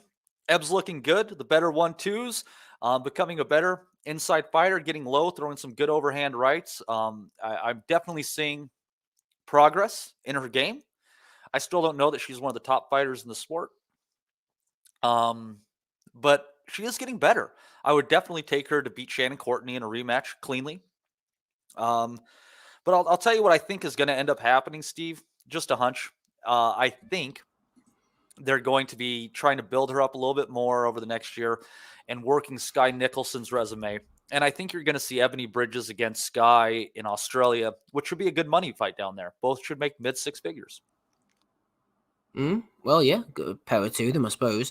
I watched this as much as I could. I thought Ebbs was landing some good shots. Her opponent, her lips were swelling there early on, but then I realised she'd had a bit of Botox inserted. I'd never heard of her before, actually, old Shannon O'Connell. She had about 30-odd fights, which I'm not aware of, and she did her best. She landed a few shots, but she just lacked the power. I went for points last week on Joe Kennedy's prediction league, the only true prediction league here, and I thought that it would go the distance. There wouldn't be a stoppage, but I liked Ebbs at the end. The thrust she gave to O'Connell, she was proper giving it to her. And she's turned into a bit of a fan's favourite. She's Leeds born and bred now. She's become a dyed-in-the-wool Leeds fan. She's got people buying her bath water. She's getting paid well off Eddie. She's spearheading DAZN Australia. So more power to her. Yeah, they could get her another at mid six figures. You're saying that's a solid payday there. Yeah, and I think so. And again, it's taking it to the right venue. You got 2 Australian fighters, one with Olympic pedigree, one who's built her name in the pro sports, both nice-looking women. I think it's a good event in Australia. I mean, they've been paying – they have all sorts of stuff that does well down there that you can't reasonably make out how. So to think that those 2 fighters could get 6 figures for that and what would probably – maybe at the time they do it, maybe it's a unification. Maybe one of them has a couple of belts at 122, 118. I think it's a meaningful fight in women's boxing, and I think it'll matter to the people in Oz. Frankly, I would like to see Sky use that name to kind of push her forward, because I think as much as she doesn't have a lot of punching power, Sky Nicholson is definitely one of the highest quality boxers in the female end of the sport coming up right now. So I think as well, Matty, I'll just say the standard, like from a technical point of view, wasn't very good, was it? It was like 2 women slanging it out on a car park. Good job they were wearing gloves and they weren't able to grab each other's hair and end in a bit of a deadlock. But I think the standard wasn't great, but it was good in a outside of the Weatherspoons punch-up kind of way. Sorry, I can't help it. Matt Butters says abs would be a minimum weight if she got rid of her tits. I can't help that. Sorry. I missed what you're saying. I was giggling at that, Steve. Please repeat what you said. No, it wasn't that interesting, Matty. Just move on. Okay. So anyways, Matt Butters, thanks. We always appreciate the comedy here. But, at the Boxing Asylum, we appreciate all boobs, fake, real. Otherwise, we are just a fan of boobs here. So, did I miss anything, Steve, or did we wrap that up? Felix Cash got a win on the undercard that I saw against Kelso Neves. He only won by 2 points. And this is an interesting one with Felix Cash, actually, about how fighters are managed and handled. Obviously, there's probably extenuating circumstances between the two of them. But in April 2021, Felix Cash went over to knock out Denzel Bentley in 3 rounds for the British and Commonwealth middleweight titles. Since then, he's gone life and death with Magomed Madiov on the DAZN, and now he's below Ebony Bridges in an 8-rounder on an undercard. Meanwhile, Denzel Bentley's gone over to America to fight Janibek Alim Hanalula. So, I mean, what's going on with their respective careers? It's a bit of a strange one, but Cash maybe isn't being managed the best. I know he had a bit of beef with some fella. I think it was Amo Williams at the end. They had a bit of a push and shove at ringside, but Frank's done well with Bentley since that loss, and Cash has kind of just disappeared into the ether a little bit. That is weird. The guy that loses goes on to better things, and the guy that wins just stays stagnant. Yep. We'll see what they do there. Once again, just exceptional management. Wouldn't you agree, Steve? Absolutely. Uncle Frank is not what you know, it's who you know and who likes you. There you go. And everybody knows him and everybody likes him. So that's what we have for some stuff this week. Let's see what we got in the question category. Do we got anything in there, Steve? Oh, we do. Look at all these questions. Yeah, there's quite a few. You can throw as many in as you want, or go on to next week, whatever suits Matty. Yeah, let's do a few questions and see if we can get Rob here before we move on. Holt, what's the pod's thoughts on the Akoli fiasco with Matchroom 258? To be fair to Hearn and AJ, they've seemingly done a good job with him, and as such, his comments smack of being pretty distasteful. But always 2 sides to a coin, of course. Andy. It's not something I've really been following, obviously. I think Okolie's, trying to get out his contract, and I think Eddie's saying he's got a fight left or something along those lines, I believe. Which I take the point that look, they've done really well, Matchroom to a point, and Eddie to that point, to get him to where he is. That he's possibly the number one cruiserweight in the world just now. Debatably. Obviously, there's other titleists and that, but there's something like smacks of desperation for Eddie for me though as well, because he's always said in the past, if you weren't happy with us and that, we would let you go. Now all of a sudden the guy wants to leave, he's not happy that, and Eddie wants to fight his corner, and he's wanting take it to the courts to a Frank Warren. So I can't really add too much more to it, to be honest, mate. As I said, I've not been following the situation as such. I'm not exactly Mr. Up to date with this boxing news the last couple of weeks, to be fair away, but I understand both sides possibly. But what is Okolie's gripe? Is he just wanting more opportunities? Is he wanting unification fights? Is he wanting headliners? I wonder whether he's had a word in the ear, Andy, because he compared Hearn to a slave owner. But I mean, Eddie's done a good job with him, considering he's gone in from that absolutely disgraceful fight against Askin to a WBO champion on the verge of a unification with like a Bradis or an Opatoya. I don't actually blame Eddie in this one. No, as I say, he's got him a world title fight. Obviously, they go down that journey route as they mentioned. They get him into a mandatory position. He fought for the vacant title. He's won the British and Commonwealth titles, won the European. That's a type of route that us guys always champion that fighters should be going through. And that's what Okolie's done. So he's beat everybody that's been put in front of him. Okay, not all of it's been absolutely tremendous type of quality opposition as such, but I fail to see what they've probably done wrong. And again, as I say, there's somebody else can maybe add a wee bit more to it. Maybe I'm not fully up to date with the situation as to what Okolie's problem is. As I say, maybe he's just wanting more promotional freedom. But at the end of the day, you got to look at like it's Terence Crawford. If that's your kind of business acumen at the end of the day, what's Okolie going to bring to the table? I mean, he's not got a TV. A TV date, so is he going to go to Sky? Is that what it is? Is that his intention? He's going to get more eyes on him in Sky as such.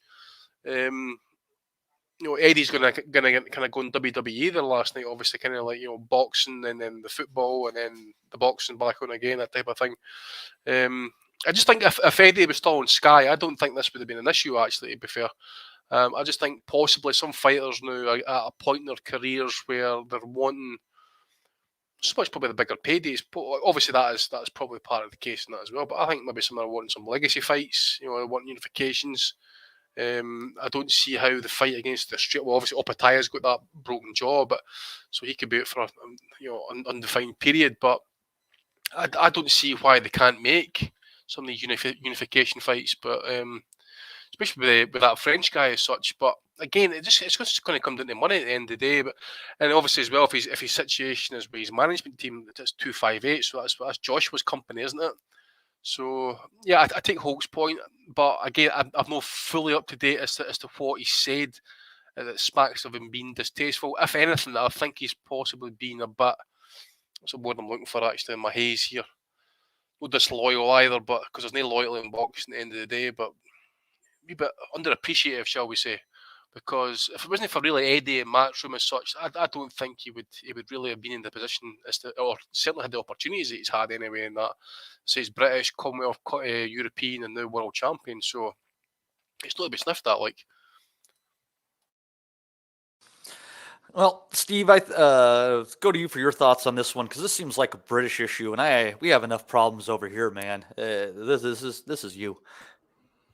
Yeah, I don't have too much else to add. I think what Holt's saying is probably right. He seems to have a bit of a bee in his bonnet, but as I said before, he's been dealt with pretty well by Eddie, but you never really know what's going on behind the scenes and all that. One person saying one thing, one saying the other.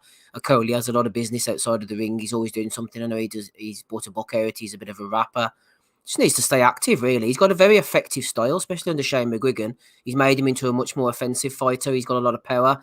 I think he's one of, if not one of the best fighter at cruiserweight.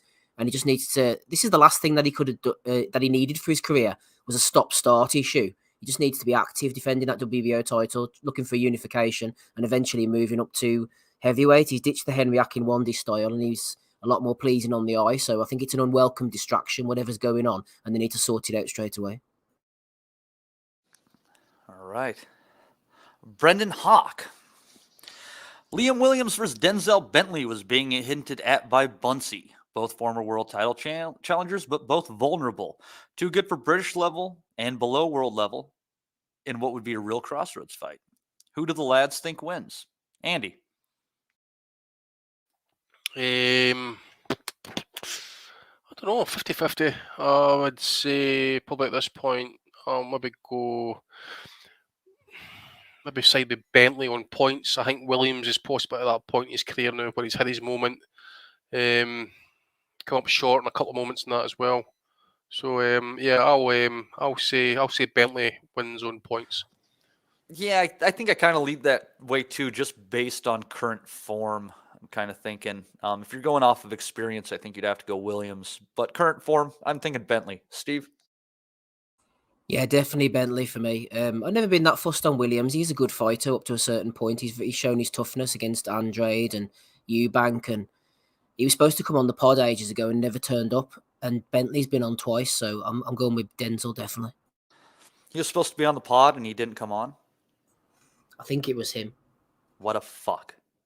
Fucking fuck. David Palmer asks, what do the panel make of Tank's recently announced tune-up with Hector Luis Garcia before a potential showdown with Ryan Garcia? Feels like a tough tune-up against a guy who had a very impressive 2022. Also, any idea what's going on with Hector Garcia's record? He has 3-0 contests in 19 fights and a split decision win against Unisov in 2019, which bizarrely seems to be over 11 rounds. I said to you guys at the time when that fight got announced, I said that's not an easy tune-up fight of any sorts. That Garcia's a fucking hard cunt, by the way.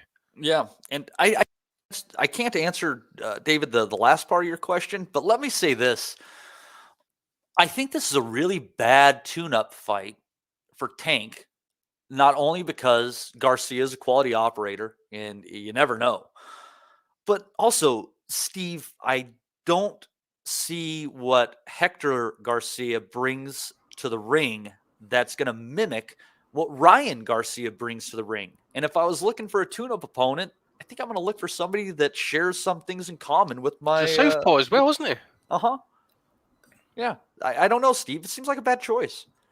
Yeah, it is a bit of a strange choice. You can only imagine that they've seen something in Garcia that Tank can exploit. I think he's experienced now and he's at the point in his career where you'd expect him to deal with a variety of styles. But the fact they're bringing him in... Garcia's supposed to be having a tune-up as well, and they did mention a name. And I thought to myself, oh, yeah, that kind of makes sense. I can't remember who they're... Ryan Garcia I'm talking about, by the way. You looked at the name and you said, well, that kind of makes sense that they're bringing this guy in because he's a bit like Tank. I can't remember who it is now. But anyway, you would imagine they would have done something similar here. It looks like a potential banana skin or even... I don't think he'll beat Davis, but maybe make him look bad or cause some kind of issues. And they have to have just seen something in Garcia. He definitely came in unheralded against Chris Colbert, and then he showed that good follow-up win against Gutierrez. He's a quality fighter, and if Tank gets him out of the way and then moves on to fight Garcia, that's a really solid year. As for the other one, I don't know why he's got all the no contests, but I know in some of the parts of the world, especially South America, sometimes in Asia as well, but definitely in Latin America, they do have a tendency to have 9-rounders and 11-rounders. It's not an uncommon thing. Yep. I know in Panama before they have 11-rounders, they try to use the argument that it eliminates the draw. If there's they're anti-mat. Anti-mat, exactly. Anti-mat. Yeah, exactly. They need to bring back a 13-rounder or something, but it kind of gets rid of the draw because you have to have a winner unless there's some shenanigans going on. So I think there's not much more to look into that apart from the fact that it's just a regional thing. But as for Garcia, yes, it's a strange choice. But then Tank could go out and bang him out in 4 or 5 rounds, and all of a sudden we'll just say, oh, well, they definitely saw something that we didn't. I would be more concerned just briefly about his shenanigans outside of the ring. I don't think that getting rid of, well, not really Floyd, he's a bit of a car crash, isn't he? But definitely someone of Ellaby's experience. I think that's a bit of a bad move for Tank. I think that if he thinks he can do better, and he's got all his little Baltimore mates around him now, whispering in his ear, that could derail him quicker than anyone in the ring. Yeah. I'll tell you what, I mean, Tank's qualms with Mayweather aside, throwing Leonard Ellerby out with that is a really bad idea. I think Leonard Ellerby is one of the better advisors in the sport, personally. I completely agree. And I think the reasoning is just like so childish and stupid. There must be something beyond the scenes. Didn't he say that he heard Ellerby telling some member of his family or some friend of a friend that Romero was going to beat him? I mean, it's real playground shit, man. There must be more to it than that. Yeah, maybe Floyd fucked his mom or something. Well, maybe. Floyd likes women. I know he likes the batter. Are you calling Floyd a batty boy, Andy? I never said that. I just said that does he like women? That's all. Because he likes the batter. I think he does. I think he at least likes to have sex with them. I don't know if he's too fond of them beyond that, but I think Floyd likes women that far, which that's another story about misogyny, but we won't even go there. That's not our fucking gig. Gonna get one more in here from Matt Butters. Rob Kelly joining us. Andy's gonna bounce because he's not feeling well. There's definitely stuff going around right now. You guys, you got COVID going now, RSV, flu strains going around. Use your heads. Definitely a lot of people getting fucked up by this shit right now. So use your heads. Matt Butters asking us, this will be our last question. We got one more from him and Holt. We'll save those for another time. Matt Butters says, which current fighters would fare best with a return to 15-round fights and which would fare worst? Would there be any major differences with the current world champions as a result? Andy, why don't you give us your thoughts and you can go ahead and bounce, my friend. Fury and Usyk without question for the 15 rounds. Try to think. Maybe an Inoue.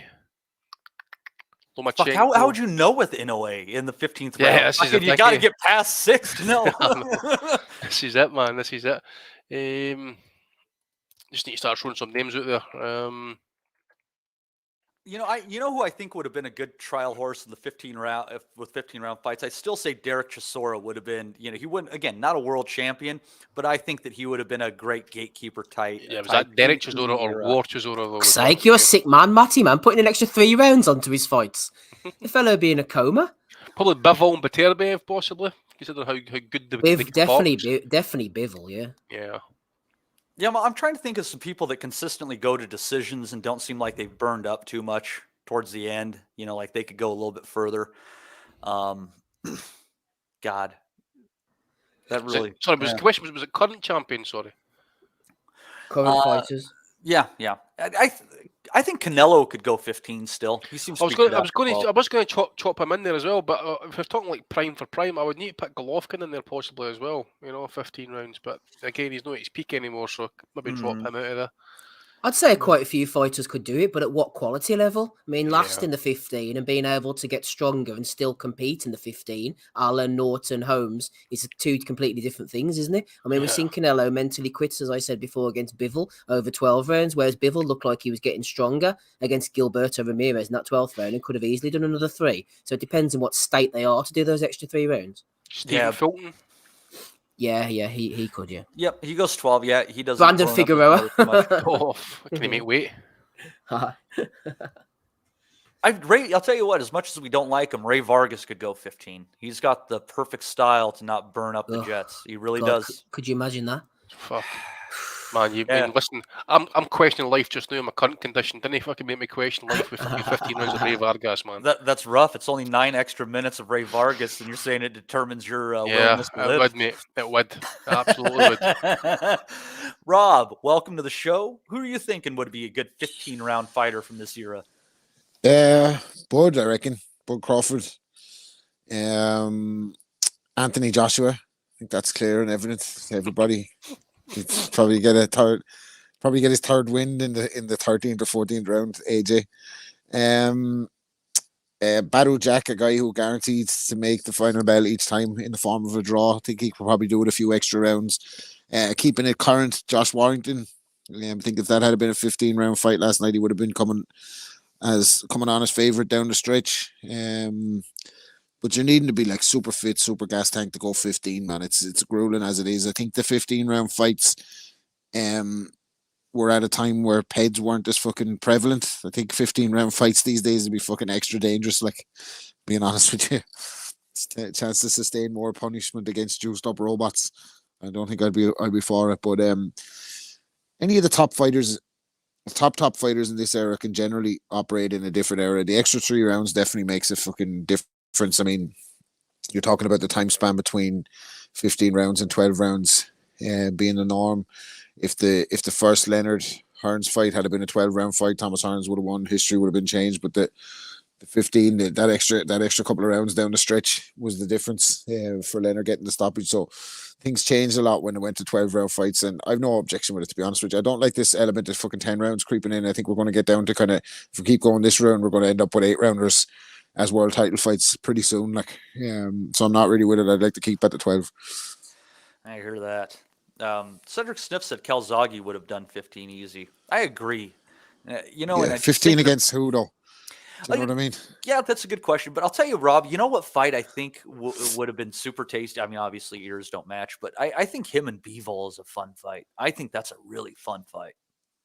Yeah, I suppose, yeah. I don't know really against with Calzaghe that he didn't really kind of test himself until the very end of his career with the Kessler, B-Hop and the Ghost of Roy Jones. So it's hard to know really. I think a lot gets made of the Jeff Lacey thing. People are going mad now, won't they? Like, because Calzaghe's like fucking the golden boy. You can't really say much about him, but I really would have wanted to see him against higher opposition for a lot more of his career, to make a firmer assessment on that. But yeah, him and Bivol will be a good fight. Bivol will give anyone a good fight. Like, we said it before, Rob. People forget at the time he was about to fight Glenn Johnson for the second time and had to pull out for the second time with hand injuries. He was talking about retirement. He was on Skid Row before that frigging Lacey fight. Yeah, exactly. Yeah, exactly. There's a lot of kind of, I guess, kind of rewriting of history when it comes to that area. I think for all of the fighters too, by the way, not just, I think because they fought each other in great fights, the rest of them, Ben Eubank, Collins, etc., they get a bit more of a pass. But in terms of where they were at the time in the global landscape as well, I think that's a little bit kind of overhyped in retrospect. But anyway, evening, gents. How's everything? Good. Very thanks, well. Rob. Yeah, Calzaghe. I'll tell you what. If you're thinking Calzaghe, you got to think the Kessler fight. Put that version of Calzaghe in when we're talking, what the possibilities are. And I think to me that's his best win actually. And the B-Hop one I think was contentious enough, but the Kessler one is probably his best moment for me. It was. I agree. Manuel Stewart standing up and clapping for him. I think that says everything. It was. Yeah, Manny was a big Joe fan actually, because we were discussing that the Calzaghe Hopkins fight just before it happened, and he was saying Joe was going to win all day long. He's going to be too busy for him, like, and I just couldn't see it. But that's what the fuck do I know compared to Manny Stewart? You know what I mean? Calzaghe threw really weird combinations, and yeah, he got arm punchy in him, but he was making it so you had to keep your hands at home.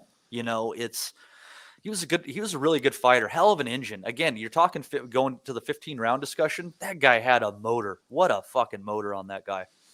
Probably more remarkable when you think that trained him, that way. Like, I think that, and didn't have a boxing background or whatever, but just kind of trained him and him alone. That was a kind of unique story. Like, very unique, standalone, and it's that jazz background kind of, I think, that made it work, right? Where his dad said, "This is how you're supposed to box, but don't be afraid to improvise."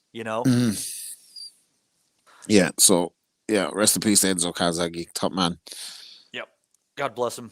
God bless him. Good man. Loved Enzo. He didn't love Donnie, but we love Enzo. All right. I want to take the time to thank some people on our chat right now. Sorry, I don't have my notebook with me since I'm out of town, so I'm just going to scroll on up. Clouds Gaming, Yimmy Yappy, Dez, number 1, Mark Stanton, Ryan Ormerod, Matt Butters, The Doctor FMG, Albert Ross, Dez, Jim McDonald Boxing, Adam Hughes, Cedric Sniff, the good old man Kaiser Koba up in the joint today. Let's see, Albert Ross. Oh, the filthy man himself, Dom McNamara, always making sure to raise the bar when it comes to how far can we go. Keeping Ricky Graville on his toes. Let's see here. Let's find Chase Athletics in there, our American correspondent, and DJ Keaty. We appreciate everybody for being in here. We appreciate all of our Patreons. I am officially in our Boxing Nutters Messenger group. Fun in there. I think Rob should join. I don't know why he's not in there. I don't know why I'm not in it. Why am I not in it, by the way? I don't know. You know what I noticed though, Rob, is I thought Steve was going to be in there a lot, but then I joined and he's not in there a lot. So I think Steve just passed off the babysitting duties to me, and I feel kind of slighted. You're doing a great job. I wake up in the morning, there's about 376 messages, and I'm like, oh god, I'll just go on the ones where I've been tagged in, and I think I'll just leave the rest alone. Hey, but they are a great bunch of lads. If anyone trying to reach him, fuck off. They are a great bunch of lads in there, and a great gal in there in Holly. We appreciate everyone in the Nutters group, and if you want to Girl in join there, the look at fun- you. Look at you guys. Go. And if you all want to join the fun, you can link up with us on Patreon. We'll add you to that group. You'll also get our punches from the past series as well. We're here to give you some value for those extra bucks you give us each month because we do very much appreciate it. All of our listeners, all the Patreons, all the people in the chat, all the love from us at Boxing Asylum to you guys. It doesn't happen without y'all. Now, gonna move forward here. Gonna have to pull up the boxing schedule. We got a couple of fights on here. Rob, you didn't have the greatest week. You fell behind Steve. You're getting close, but you went with your boy Warrington there. You're behind Mr. Wellington by 6 points now. That was fucking. I thought I was going to get a homer there, didn't I? Towards the end, thought Warrington was after pulling it out. Yeah. Well, these things happen. What can you do? Yeah, what are you gonna do? It's it is what it is. But let's actually start out with the big card, and this is gonna be in the prediction league. Really nice lightweight battle here, Steve, between Rivera and Sanchez. Where are you going on this one? I love this fight. I think this is a great fight. I am going for Frank Martin. I've rated Martin for a while. He's a bit hit and miss sometimes. Martin, God damn it. Yeah, that's right, isn't it? He's fighting Frank Martin, isn't he? Yeah, I was thinking of Frank. I got him confused with Sanchez, the fucking the heavyweight fighter. For some reason, in my head too many Franks. Yeah, exactly. too many Franks in boxing, exactly. But no, I like Frank Martin. I think he's a really good fighter. He's very skillful. He sometimes boxes within himself, but he shows that he has the killer instinct when he knocked out Jackson Martinez in his last fight. I think that was a really good win for him. Rivera, I like Rivera too, actually. I'm not averse to a bit of him. He models himself on Muhammad Ali, has the haircut going on, the shorts. He's a bit more legitimate than Nico Ali Walsh. He's only 24 years of age. I love the way the PBC have put these two together. They can definitely bang old Rivera. He has had trouble in the past with a few people. He struggled to hunt down Jose Romero. He had issues with Jerry Perez at times as well, and he got knocked down by John Fernandez, I think the big Spaniard fellow. So on that basis, I am going to go for Frank Martin on points over 12 rounds. Frank Martin's going to be a star. He's going to be one of the torchbearers of the PBC in the future once the likes of Spence and Crawford and Boots and all them start to slide away. Well, maybe not Boots because he hasn't really hit the heights yet, but I think Frank Martin's definitely in that category as being a future star. So I think he'll beat Rivera.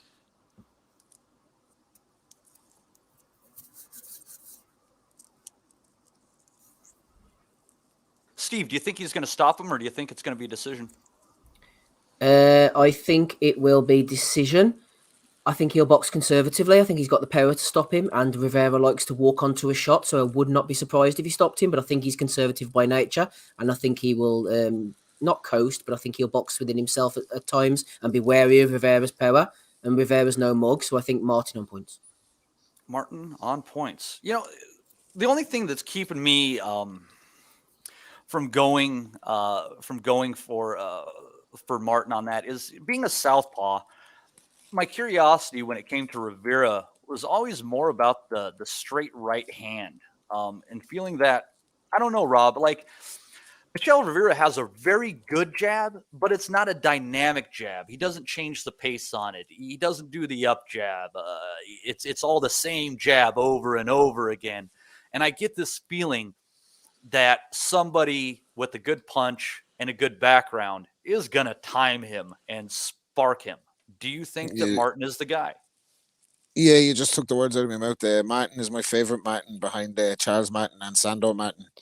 So he's making up the ground in the Franks world and the Martins world.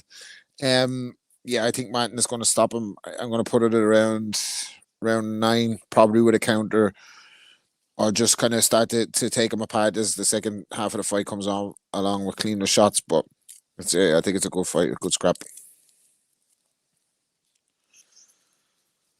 Like, I don't think it's going to be. I think it's going to be a routine. It'll end up being a routine enough win for Martin in the end, even though it's close on paper. If that makes sense.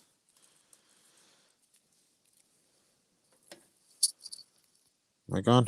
Oh, it's no, it's remember prediction league. We go on stoppage or points. Yeah, stoppage. I was going to say around 9 or so. Getting him out late. Okay.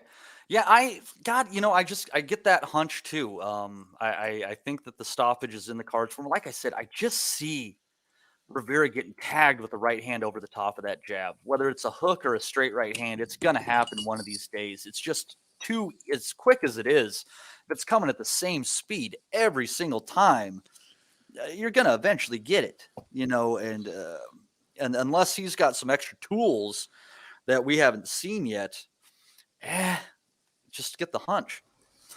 That would be a statement if it turns out how Rob says. Absolutely, that would be a real statement and push him right up towards the top of the lightweight division, Martin.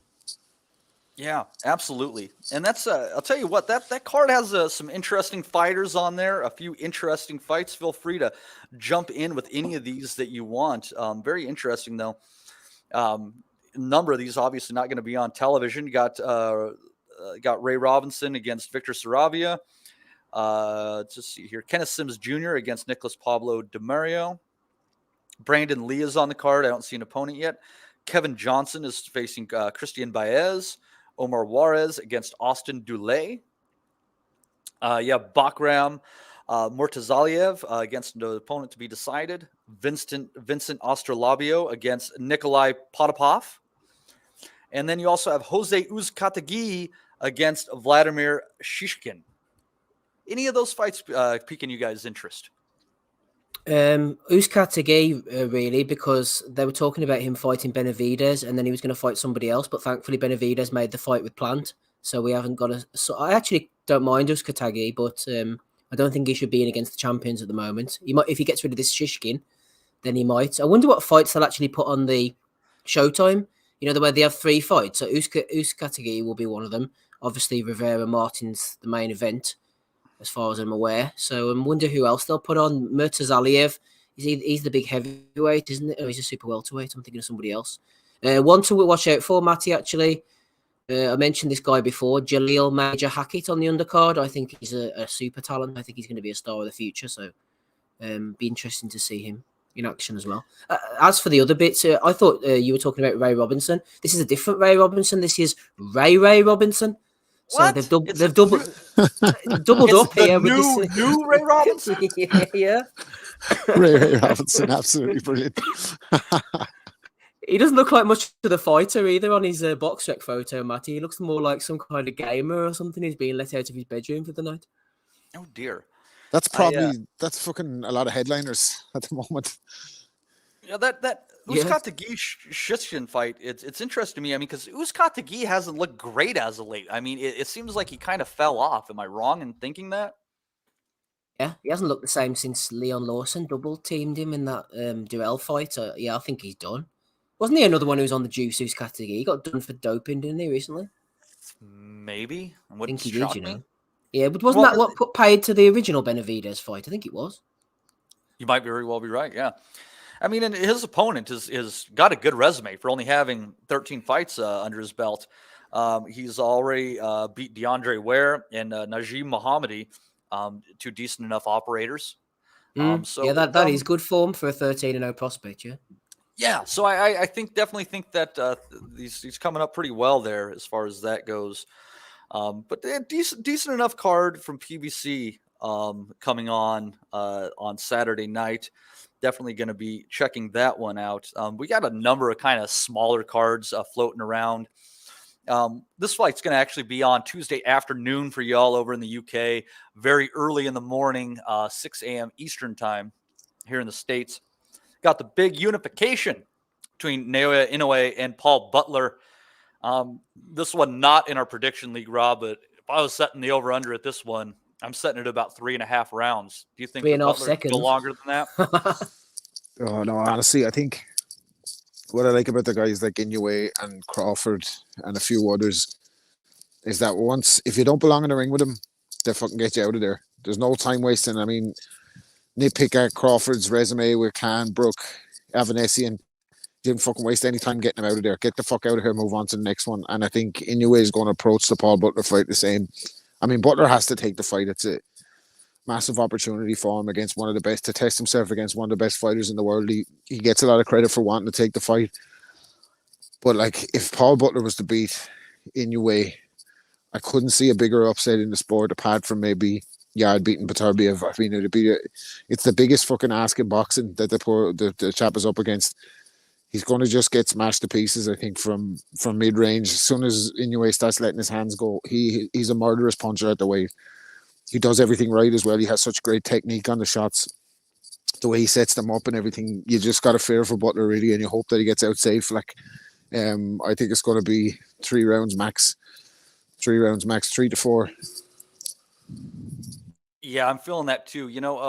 For me, Steve, I kind of see a style in my head that would be able to beat Inoue, but Butler doesn't have it. I think you got to be tall, long, know how to use the ring, know how to use your stick, keep him off balance. Basically, I'm saying outside of Stephen Fulton, I don't think anybody's beating this guy. Yeah, I think eventually he'll be moving up in weight. That'll do for when he eventually loses. Poor old Butler won't be the man to do it this Tuesday. He's got the belt. He's gone over for the unification. Fair play to him. I saw him looking a bit emaciated on a photo last week. He had a bit of a Jamie McDonnell vibe. I think he will last longer than McDonnell. 1 round longer. I think Inoue will finish him in the second round. As Rob says, that's the thing about Inoue. He doesn't piss about, does he? If he's in against an overmatched opponent, which unfortunately Butler is, he just gets rid of you. So I think he just smash him to bits in 2 rounds.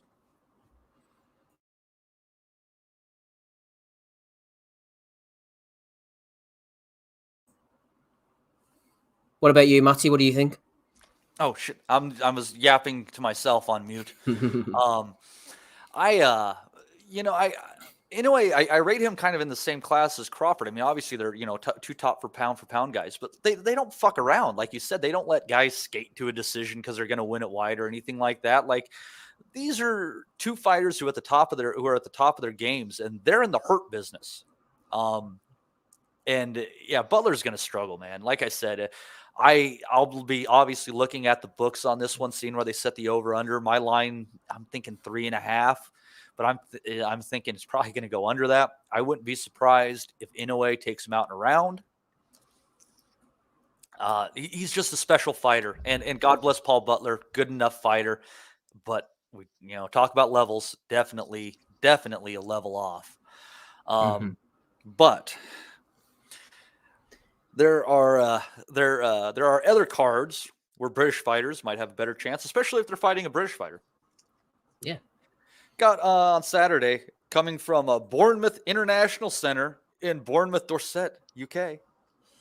Going to have Dan Aziz against Rocky Felding, Michael McKinson against Roberto Ariasa, Chris Billiam-Smith against Armin Johaj, however we figured out how we say that. I guess we'll find out on Saturday, Steve.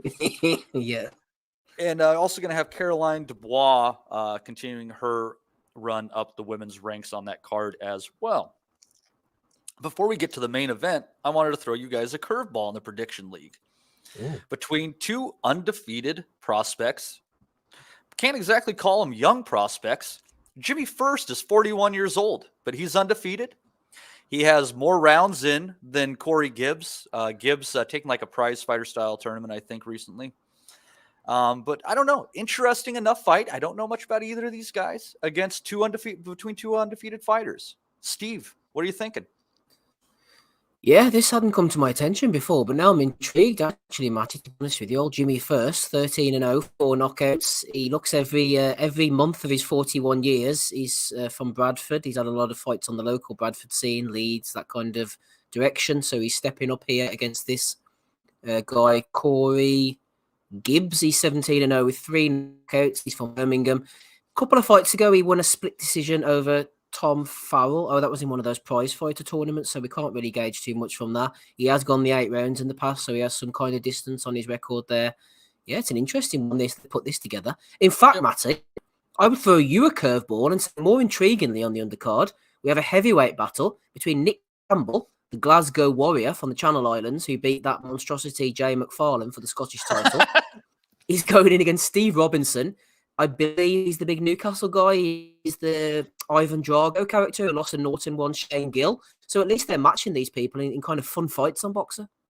Yeah, I think it should be entertaining enough. That Gibbs versus First fight, it's only an 8-rounder, but throwing the undefeated guys in there and seeing who comes out ahead. Felding against Aziz, we'll get to that in a second. I think that's a fun fight. But first, I want your pick for Gibbs versus First, Steve. Well, I think 12 years younger at 29, I'm going for Corey Gibbs. Just be that little bit fresher. He's had 70 rounds under his belt. I think it's just come too late for Jimmy first. And I'm going for Gibbs on points in this one. All right, Rob. And mind you, Rob, before you make this choice, there's only 2 weeks of picks left, and you're 6 points behind. Yeah, well, listen, undefeated records can last into your 40s in certain occasions, but I don't think it's always in your favour. The body breaks down as you go on, so I'm going to edge with Gibbs as well. There you go, Rob. Is that going to affect your pick? There's Jimmy on the screen. He's so old, he's pixelated. Jimmy first. First what? What did he? Where did he have? I don't listen. There's too much fucking going on there. I can't believe he's fucking putting this in the prediction league. Gibbs all the way, man. Gibbs sounds more like a fighter as well than Jimmy First. Like Jimmy First sounds like someone you should have as your first contest. Maybe that's how he got his name. Like, yeah. Well, funny enough, you mentioned your crackheads earlier, Steve, and he kind of looks like a crackhead, but he's a crackhead who wins. He's a crackhead who's winning in life. Yeah. So he cracks heads, is what you mean to say. You know, what's interesting about this guy is that he didn't like start and spread his career out over a long time. I think he was 2019 was his debut. So I don't know, man. You just might be an old hard bastard, and fuck it. Let's go for him. Well, let's just make sure this stays. Let's go with First by decision. I'm looking forward to this fight now. You know, I am too. I saw him like, hey, fuck yeah, old man against young man. Let's do this. And, I mean, I think people have to remember too. I mean, I know what he looks like, but the miles on our odometer are all different. You know, he might have not been world level, but Leonard Bundu was beating back the European level fighters at 38, 39 years old. You know, had a great fight with Frankie Gavin in Wolverhampton for the European title. Mm-hmm. Yeah, he was in some good scraps, and he went 12 with Thurman, and then Spence just destroyed him. But yeah, it's just, you can't count out those old guys. So I'm going to go with Mr. First by decision there. But Steve, why don't you take us through the Aziz Felding match? I almost put this one on there, but I wanted to get a little more curvy on you guys, so I went out of left field. But why don't you give me your thoughts on this one? Is Rocky from Stocky done? Well, it's funny you should mention that, because I was looking at his resume, and I can't believe he's only got 2 losses on his record. He seems to like he's lost more than that, but apart from the blowout against Callum Smith, and then the shacking by Canelo, he seems to be struggling along. According to his box rec as well, his residence is now Dubai in the United Arab Emirates, so he's soaking up a nice bit of sun out there. He was active in April of this year against Teofimo Lopez with the 3rd round TKO, which I don't remember about that one. I think this is a chance for Aziz to get that bit of seasoning, that bit of experience before he moves on to the next level against the guy who's been there, who can clearly punch, but he's on the slide and he's on the way down. So I'll be looking for Aziz to win this one. I don't think he will stop Rocky Fielding. He showed against Shakan Pitters last time that he can struggle with certain styles. And if he's not on the ball and switched on, there's a chance Fielding, for all of his faults, he can bang. He might hurt Aziz. But Aziz on points is the pick for me on this one, Matty. And shout out to what will be a fun fight on the undercard, no doubt. I admire your pronunciation of Armand Joshaj against old Chris Billam Smith about Billiams. And he is the local fighter. He's from Bournemouth, so that should be a good atmosphere. It was when he fought Isaac Chamberlain. All right. Yeah, I thought this card looked pretty decent. I mean, it's not like, huge names or anything like that, but just a well-matched card. Yeah, like a fun scrap card. Yeah. Yeah. Yeah. And like I said, I mean, I can sit and watch those Mexican cards when they're matched well all day long. I mean, it's just entertaining. It's guys punching each other in the face, and that's what I'm here for. Rob, why don't you give us your thoughts on the card, and then we'll move on. Yeah, it's nothing to write home about. Like, is it? It's a kind of an end of year card, I guess. You put together a show in December. You're left with what you're left with. Like, Billam Smith is a guy who's getting bigger and more durable every time I see him out. So I expect him to come past Jojaj, or whatever his name is, pretty handily, probably by knockout. Seems to have a fair dig on him and bull strength. So he'll come when you put on a show, I'm sure. The Rocky Feeling Aziz fight, I agree with Steve. I think Ryder obviously probably beat Feeling, didn't get the decision, but he's been a world champion. He can punch. He's made a bit of money for himself now as well, like off the Canelo fight, off the big fights in Liverpool where he headlines the card. He's living in Dubai. You'd question whether he's like fully hungry or whatever. He's sleeping in silk pajamas, as they say. So, yeah, I'm going to say Aziz will look sharper on the night and take a decision in that one. And then, what's the other one on it again? Chris Billiam-Smith is on there as well. Michael McKinson is on there. Oh, Caroline Dubois, I'm sure, will smash up her opponent in easy enough fashion. It's not like it's piss poor, really. Like, if Eddie or whatever, Frank, were putting this card on, you'd be absolutely fucking giving it pelters. Like, it is what it is. I guess a December show on Sky, but for me, Sky want to be doing better than this. Like, to be competing, especially when you see what even DAZN and BT have put on in the last few weeks. This is poor, like, but it is what it is, I guess. Hey, Rob, there's one for you. Johnny Horsecock Nelson. Now the cartel have fled Fielding and John O'Carroll sharing a one-bedroom flat out there. Surprised the boys are not on this card, actually. A lot of propping up with Deco Garrity and a few other great lads. Great bunch of lads. But poor from Boxer. It has to be said. We have to give it to everybody equally. Like, that's a shit card, really. Like, but it might turn out. Yeah, I think it is. Like, I think you're probably well matched. You're right, they're well matched. But who the fuck wants to see those matches, really? Like, not me. So we cover it, like, but it's poor, isn't it? Like, what will you be doing on a Saturday night, Rob? I could be doing anything these days. If I don't know.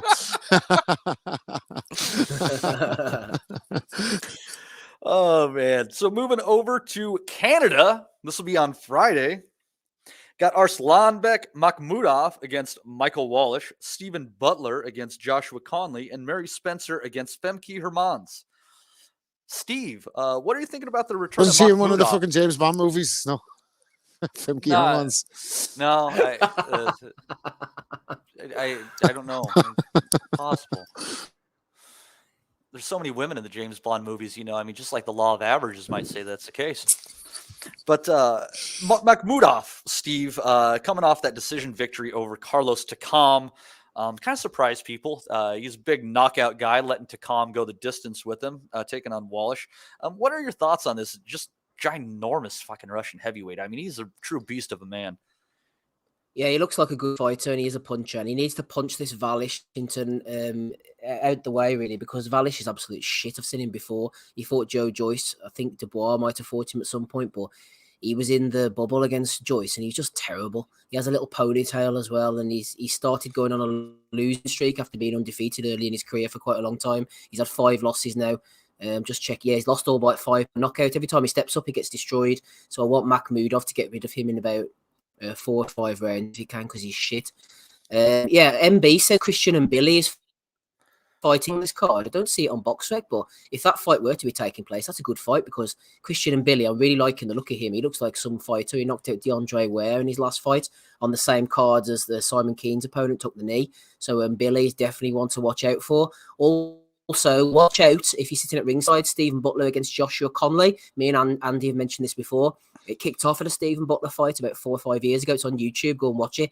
And they had like champagne buckets, and people were picking them up and lobbing them into the ring and everything. So, you might get more than you bargained for if Stephen Butler's crowd are in the house. So this could get lively. Well, this guy who's fighting Joshua Conley, decent enough fighter.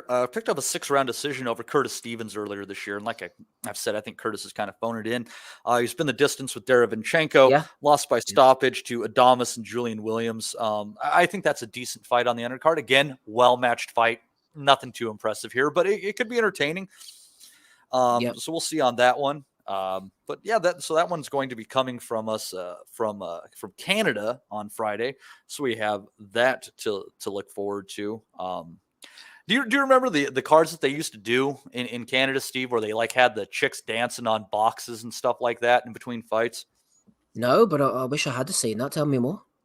How did you miss that? I think it was Yvonne McKell that was doing those. But yeah, like I'm trying to think back.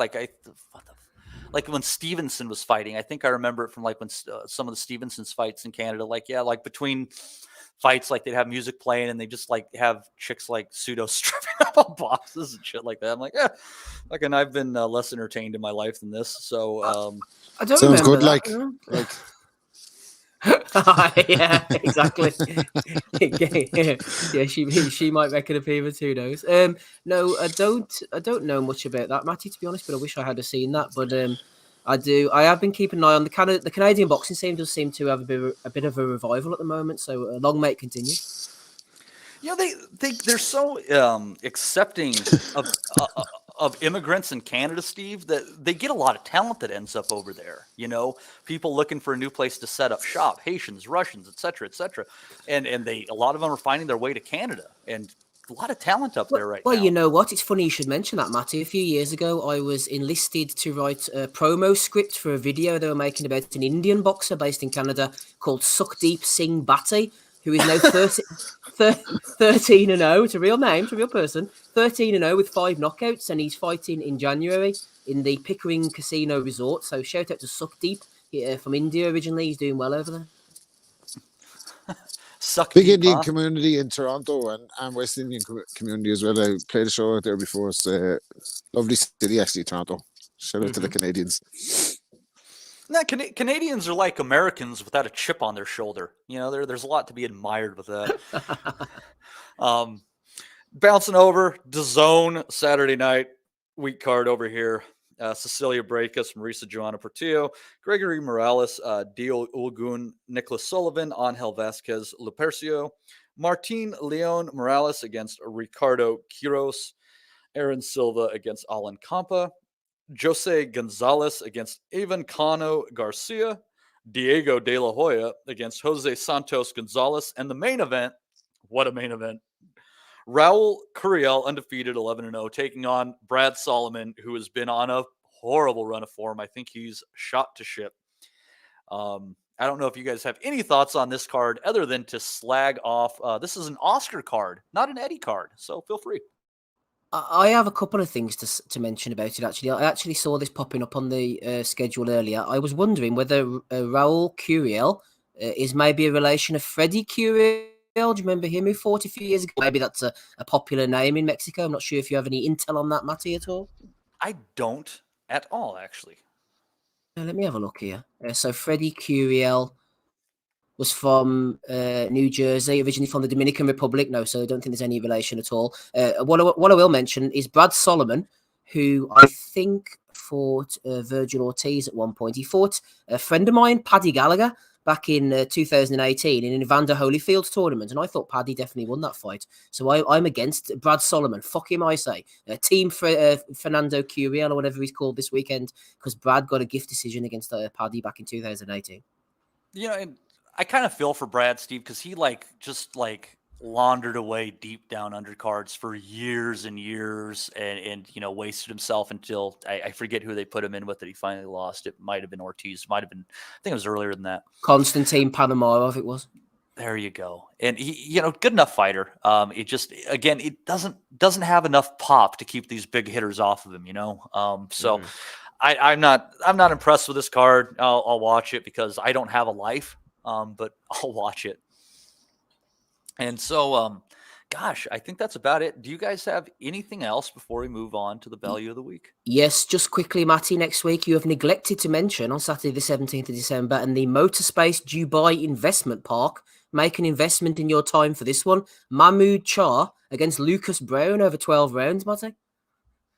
Oh, that has shit show written all over it. I got Char by stoppage. Fucking Brown's old. Yeah, well, Mahmoud Char might turn up in the value of the week. In fact, we'll save him. Excuse me, we'll save him on that one. I'll just bring up this quickly. So there you go. There is the fight poster. If I just get rid of this, the Arab King returns to UAE. There's a catchy title for you. Iconic Promotions, Char versus Brown. There's the poster on the screen. Oh, I forget that Char's a Muslim. I totally forget that. You name like Manuel Char and you think like he's a Mexican chef. Well, he's doing well for himself, old Char. I think didn't he get shot or stabbed or something a few years ago? I think you're right. I think he had a fight lined up and he got stabbed. Yeah. Well, You know, I'll tell you what. He got that nasty cut, but he was giving Big Vit some problems in their fight for sure.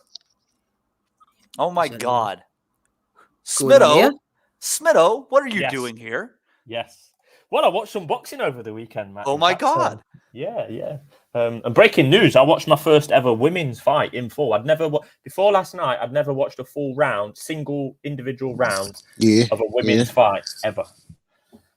So yeah, I watched Twitter's favourite Ebony Bridges against some shotgun lady from Australia. And then I watched Warrington, and then I got up this morning and watched Teofimo Lopez highlights. I saw Crawford highlight. I'm reinvigorated boxing fan. Wow. Well, why don't you tell us about what you saw this weekend and what excited you so, Smitto? I think that I'll start with Lopez. There can't be many examples like this whereby a win, a standout win, has turned out to be such a negative impact on a boxer's career. Like, he was fantastic when he beat Lomachenko. I was at Ozzy's house in the middle of the night in the posh end of Chorley watching. Coming in your ears. Yeah, exactly. Yeah. So, and he was superb. He was amazing against Lomachenko. A well-deserved win. And then, yeah, his career's just gone to complete pot since then. So, yeah, he was average. Why can't I hear Rob giving it heavy breathing in the background? Sorry, Smith, I was going to jump in there with you because I didn't actually chat about the fights either last night, but I saw everything that you saw. And I think that with Lopez, it's just that I think looking at it last night, I expected him to kind of stop Sandor Martin down the line, but it's like he couldn't get off. And I don't even think I blamed the dad before, but I don't even think the dad was giving him bad instructions. I think he was like giving him good instructions, but he's just not able to get the shots off. And I'm wondering, is he just shot like at 140? Maybe he just doesn't belong. He looked good at 35, bit of a weight bully, could clearly punch. I think with Joey Gamachi and them were in there with him as well. There was a little bit more routine to the camp. It looks like the outside looks like he's in complete disarray. I don't know if you saw the post fight where he's trying to take his baby into the ring. There's footage floating around, the missus floating around backstage. Him and her have had a really rocky relationship, haven't they? Like, and she's there with a big face on her, stomping around. The dad's saying the Sandor Martin was running and that. It looks like it's all unraveling in front of her eyes. And honestly, I just hope the lad's okay, because I think he looks like he has like the fucking. I don't mean this in a disrespectful way, but I think like he's very childlike, like in his interviews, in his demeanor and that. Like, and I just think he's in over his head in terms of the pressure of being a top level prize fighter. Like, and I think he looks washed up. But anyway, sorry to cut across this minute. Go ahead, man. No, that's fine, buddy. That's fine. It's because he's such a young man, and he's only had he can't like be shot in terms of had too many fights. He's only had 4 or 5 fights in the real limelight. Obviously took a big step up to fight Loma, beat Loma fair and square on the night. Fantastic performance. And to be fair, Loma's done absolutely nothing since, but I don't think the two things are intertwined. But yeah, so that was Teo. On Crawford, I just love him. Like I've said before on here, there's not many killers left in the sport with a proper killer instinct. We've seen it. There was one a few years ago where his trainer said basically go out and get it done, and he did it the very next round. Porter, that was it. It's just, and I'm not qualified to be going into the Spence talk, but just from what we see in the ring, Crawford, it's a shame that he's not had any real career defining fights and might not ever. But he's got that killer instinct like Kovalev used to have back in the day. There's not too many left. Maybe better Biev. But yeah, Crawford, excellent. There's not really a whole lot else to say there. Warrington, I mean, I like Warrington because I was just thinking last night as I was watching all of these fights that he's won as an underdog. Frampton, Selby, he's a genuine underdog against these guys. He was, a few years ago, he would have, he came through the, I think his name's Steve Godwin. Someone will correct me if I'm wrong there, Goodwin. He's come through that kind of smaller hall background a few years ago now.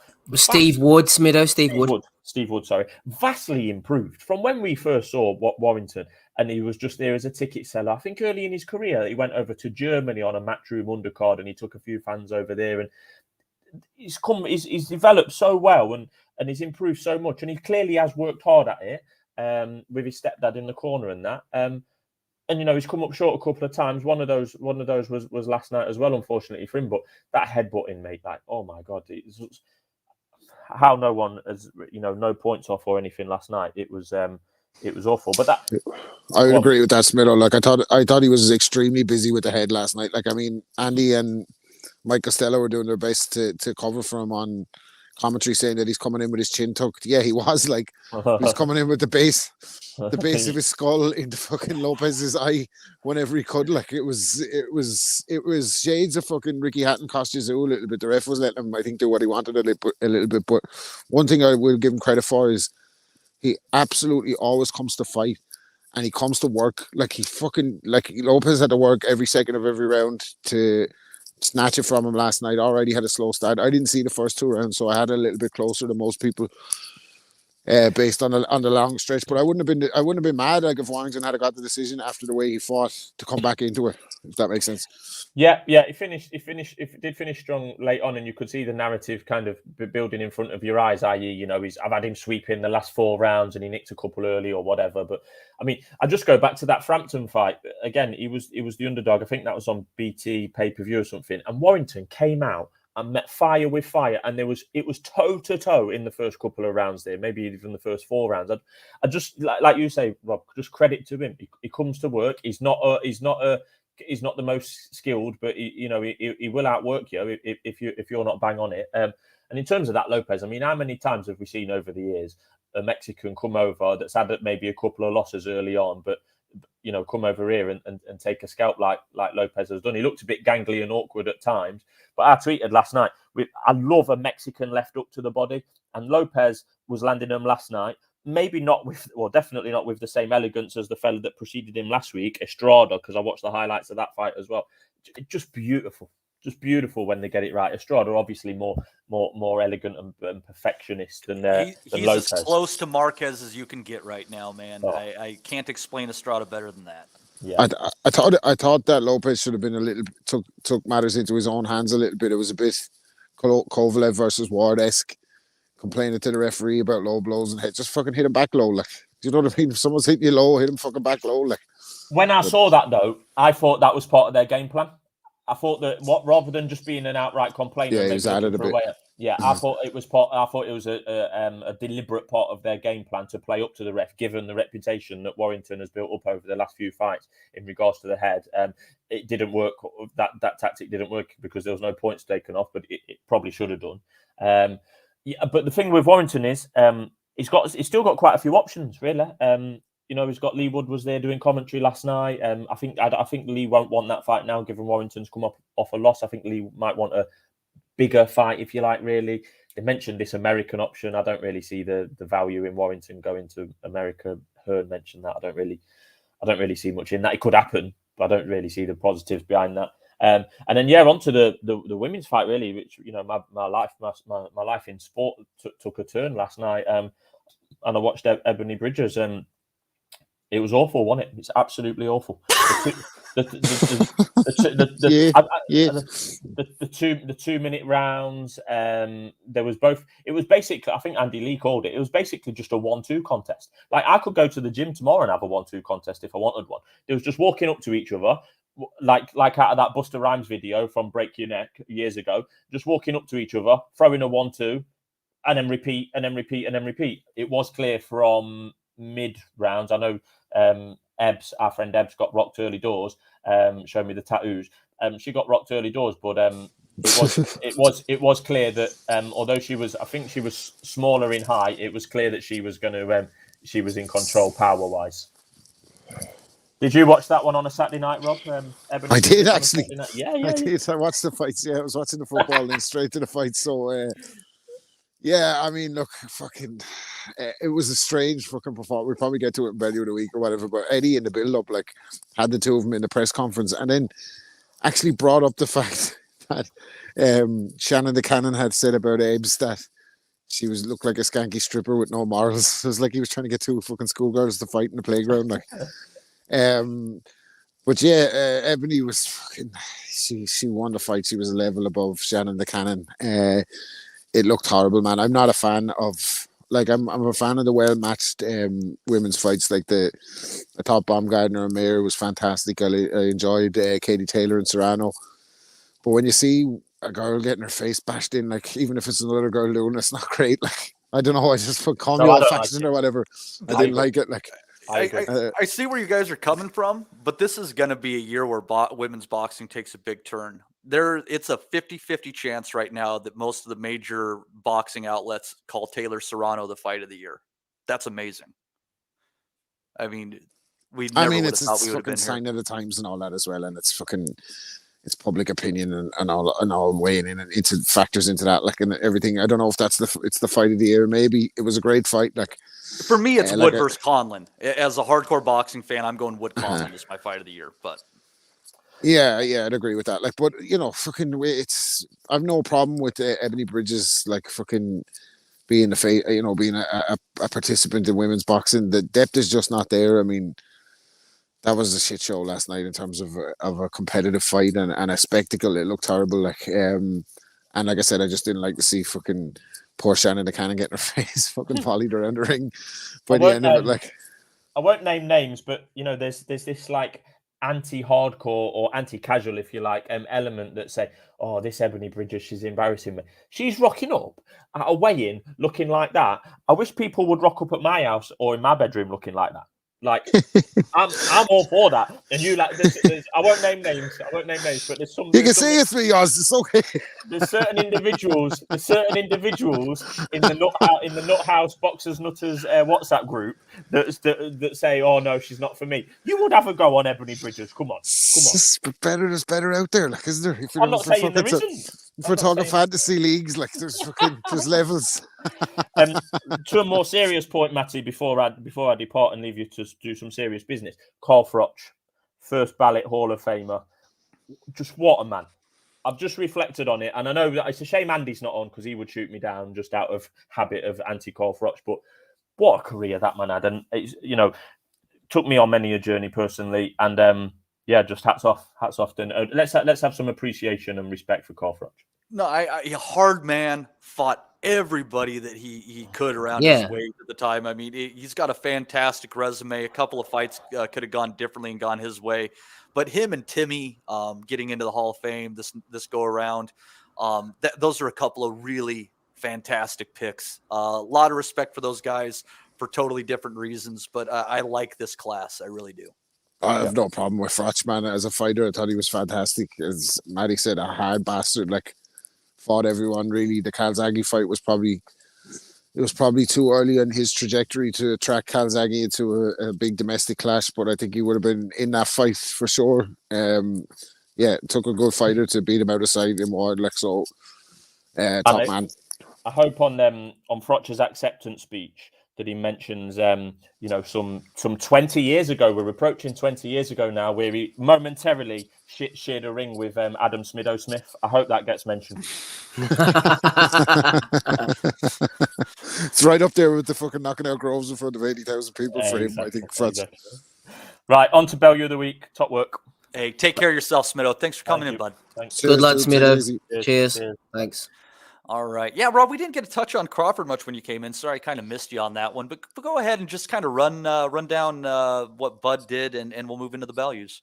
Yeah, my kind of overriding thoughts on it are, I just hope this is it now for BLK Prime. I mean, they did a good enough job on the broadcast. They brought in the Magic Man, Antonio Tarver. They had Malinazzi in there, somebody else that used to be on ESPN as well. His name escapes me at the moment, but they had a good lineup. It was a good broadcast. Was a good test. David Avanesian, but you put a European level fighter in with an elite level fighter, and that's what you're going to get. And I said kind of last week, I thought Crawford would show the world how good he is against guys like this. Smido talked about him being a finisher. I think he's a nasty. We've all said before he's a nasty finisher. As soon as he had Avanesian hurt, Malinazzi was just referencing he was going through the gears when he delivered the knockout. And he set him up for it as well, like he always does. The viciousness in those short hooks that he throws are a joy to watch, and we just have to see him against Errol Spence next. It just has to be. He's talking. He's a free agent. If he got his 10 million, like he said he did, fucking bank the 10 million. Just give us what we want. You know what I mean? He's the one that's holding fucking Spence accountable for not making the fight. He keeps talking about being his own boss, and 17,500 people into Omaha last night to see him. People say he's not a draw, and people say he's not a star and a pay-per-view star. Like, to put that in perspective for the Irish fight fans, when Bernard Dunn used to sell out the Point Depot, the capacity was 9,000 for music, but with the seating arrangements for the boxing, I think it was about 4,000 or 5,000 tops, and the place used to be fucking rocking in there. The roof would be raised off it, like. So 17,500 out to see the home fighter last night against the fucking somebody that nobody's ever heard of in the States in Avanesi, and obviously we know him as a solid guy, like. And he came and he did his fucking thing. He tried to hang in there with him. He tried to stay in Crawford's face. He tried to make him fight off the back foot, but you can't. What are you going to do with a guy like that? Like, he's just too fucking good. So for the sake of boxing, I just hope that the Spence fight is next. And that's really all I have to say about it. We've seen it now. It was good out for Crawford. He got a bit of rust off and he looked good doing it. If he'd have had any blip last night, it would have been so fucking detrimental for his stock. So he's held up his end of the bargain, and let's just move on from it now. He's an incredible fighter, and like I said before you hopped on, Rob, Terence Crawford in Omaha, there's so much love for that guy. You have to be there to experience it, because there's not really words to explain the way that these people feel about him. He's there. This is a state that has no professional sports teams. They have Nebraska college football. That's their thing. And then Terence Crawford. That's amazing. The two big things in sports, well, Kansas City Chiefs, but really, because, it's close enough, but they love Nebraska Cornhusker football and Terence Crawford. And going back let's just see him capitalize off it now. Like, wherever they have the fight, he's obviously going to bring a crowd with him too. The time to make the fight is now. It cannot be delayed. If we don't see it in 2023, we'll never see it, and it's the biggest blot on.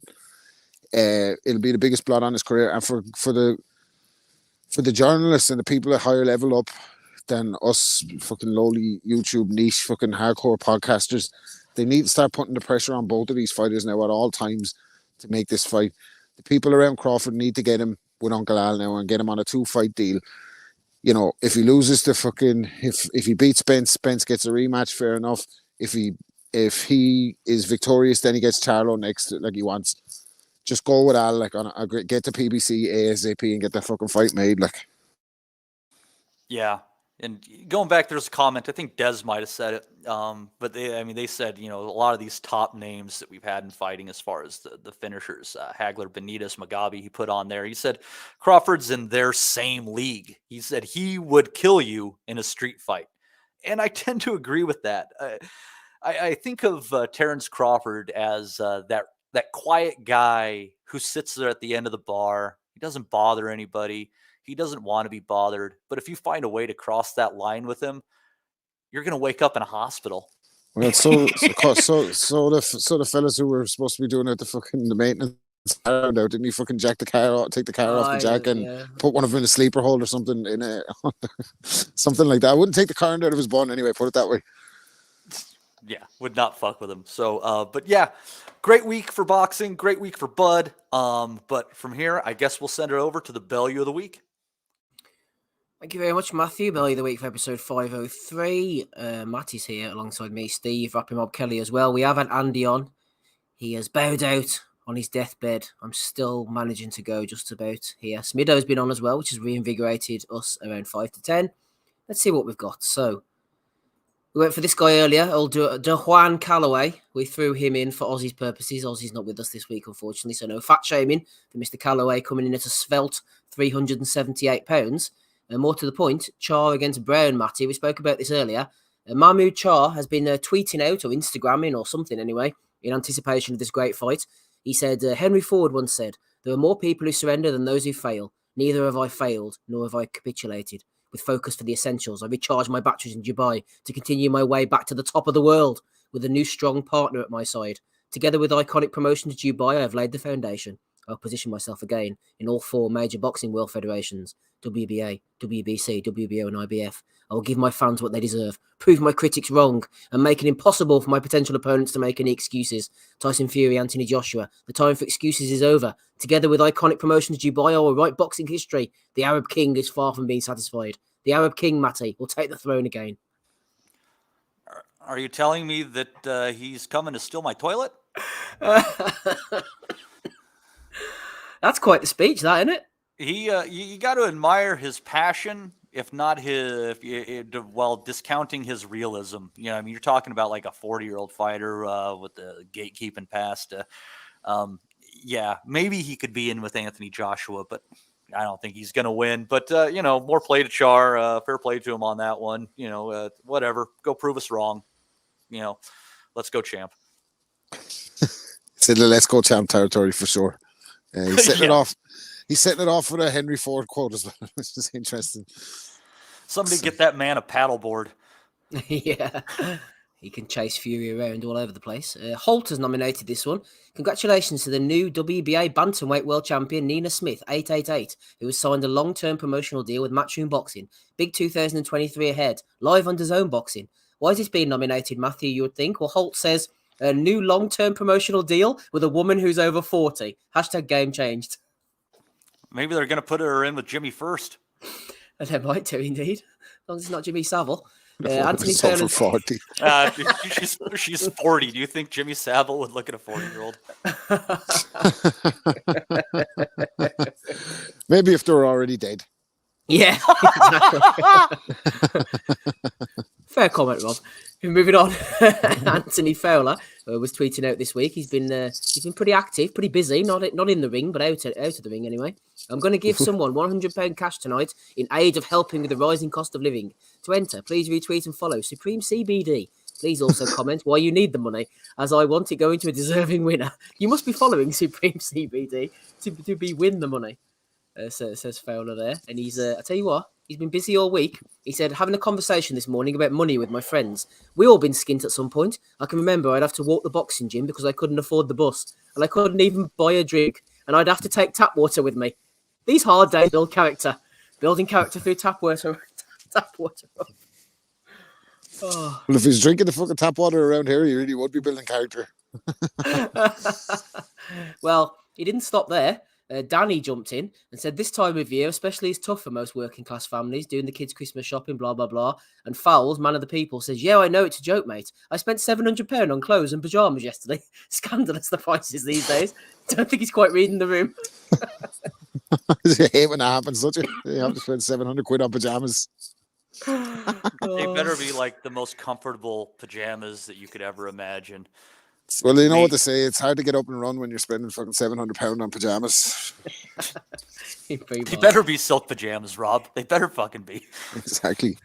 Well, this is his final one as well, so he wanted to keep us motivated, boys. He said, if you are in a bad position this Christmas, don't be down. Just use it as motivation to work harder, manage your money better, learn about assets and liabilities, and hopefully this time next year you'll be in a better position. There you are, Rob. There's something for you on a Sunday evening. It's very fucking Molly May-esque, isn't it? Everybody has the same 24 hours to hustle. What's wrong with you? Homeless, just fucking work harder. Well, you could work hard like this guy, Rob. Get the tracksuit out. There he is. With the boys. It's coming. Vive la France. Shout out to my French fucking grandmother, the Demonts. I think I'm wearing the same tracksuit in it. Like, fuck's sake. He's like, in that other picture, he looks like the fucking lad that someone brings to the Astro just fucking when you're stuck for one, like at 6 o'clock. You know that way. Look at him. This lad play. I don't know. He has the tracksuit anyway. Let's fucking give him the ball. First touch, like a fucking.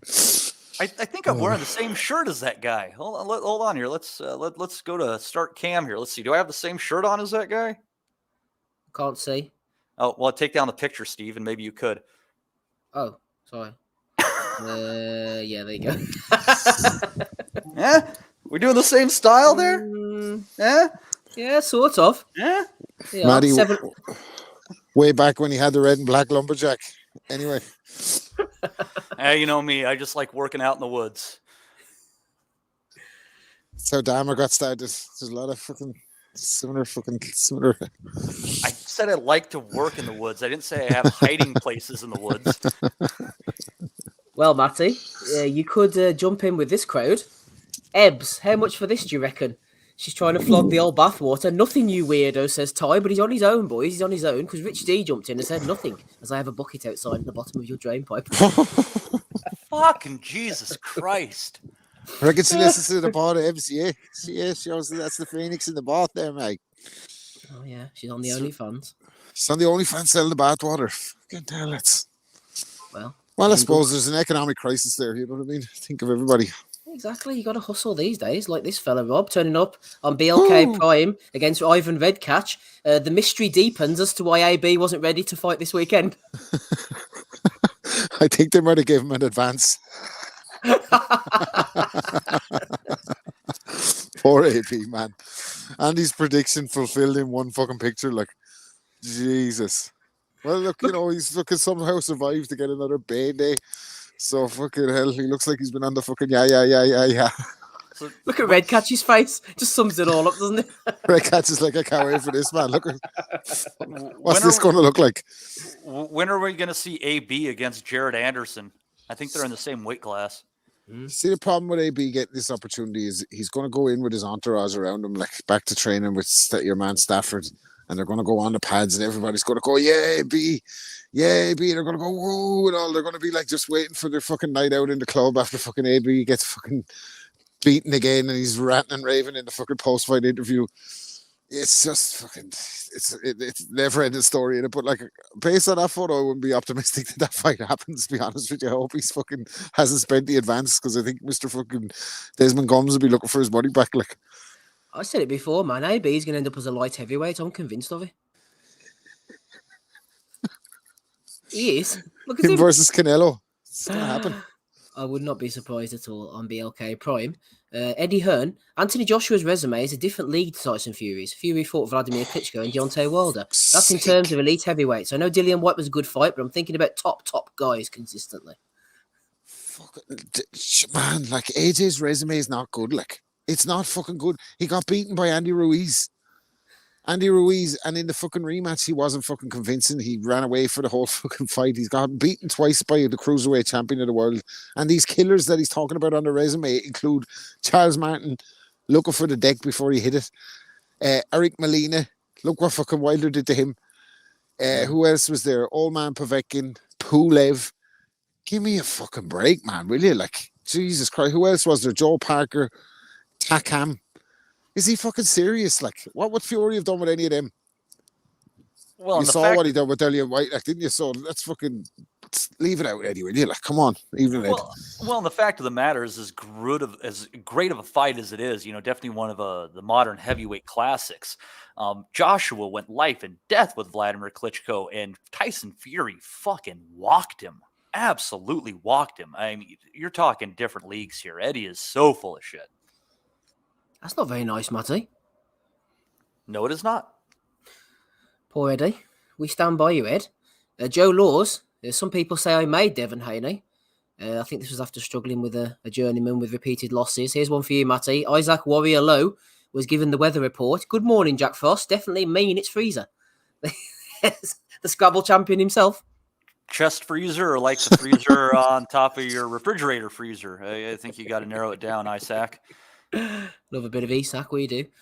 Dominic Henry sent me in this one. In loving memory coin, $500 on eBay, I'm assuming. Fight coin, Tyson Fury versus Derek Chisora 3. In loving memory of Jose Suleiman. A $500 investment for you there, Matt? No. That's obscene, that, isn't it, man? Who's going to buy that? Well, that's definitely going to appreciate and value that one, isn't it? Like, is Suleiman dead? Yeah, we just need your man with the hairy face in the back of the coin, don't we? To make it official. We need the Dillian White Gibraltar face on the back. God, I forgot that. The Anthony Joshua robot. Oh, the Anthony Joshua robot, exactly. And where else have we got here? John Heaton sent me in a video of Tyson Fury. I tried to upload it, John, about freaking 10 times today, and it would not happen. So the powers that be are keeping us down, but they didn't stop me from putting this one up. Errol Spence involved in an accident. Car totaled after being struck by underage unlicensed driver. For fuck's sake.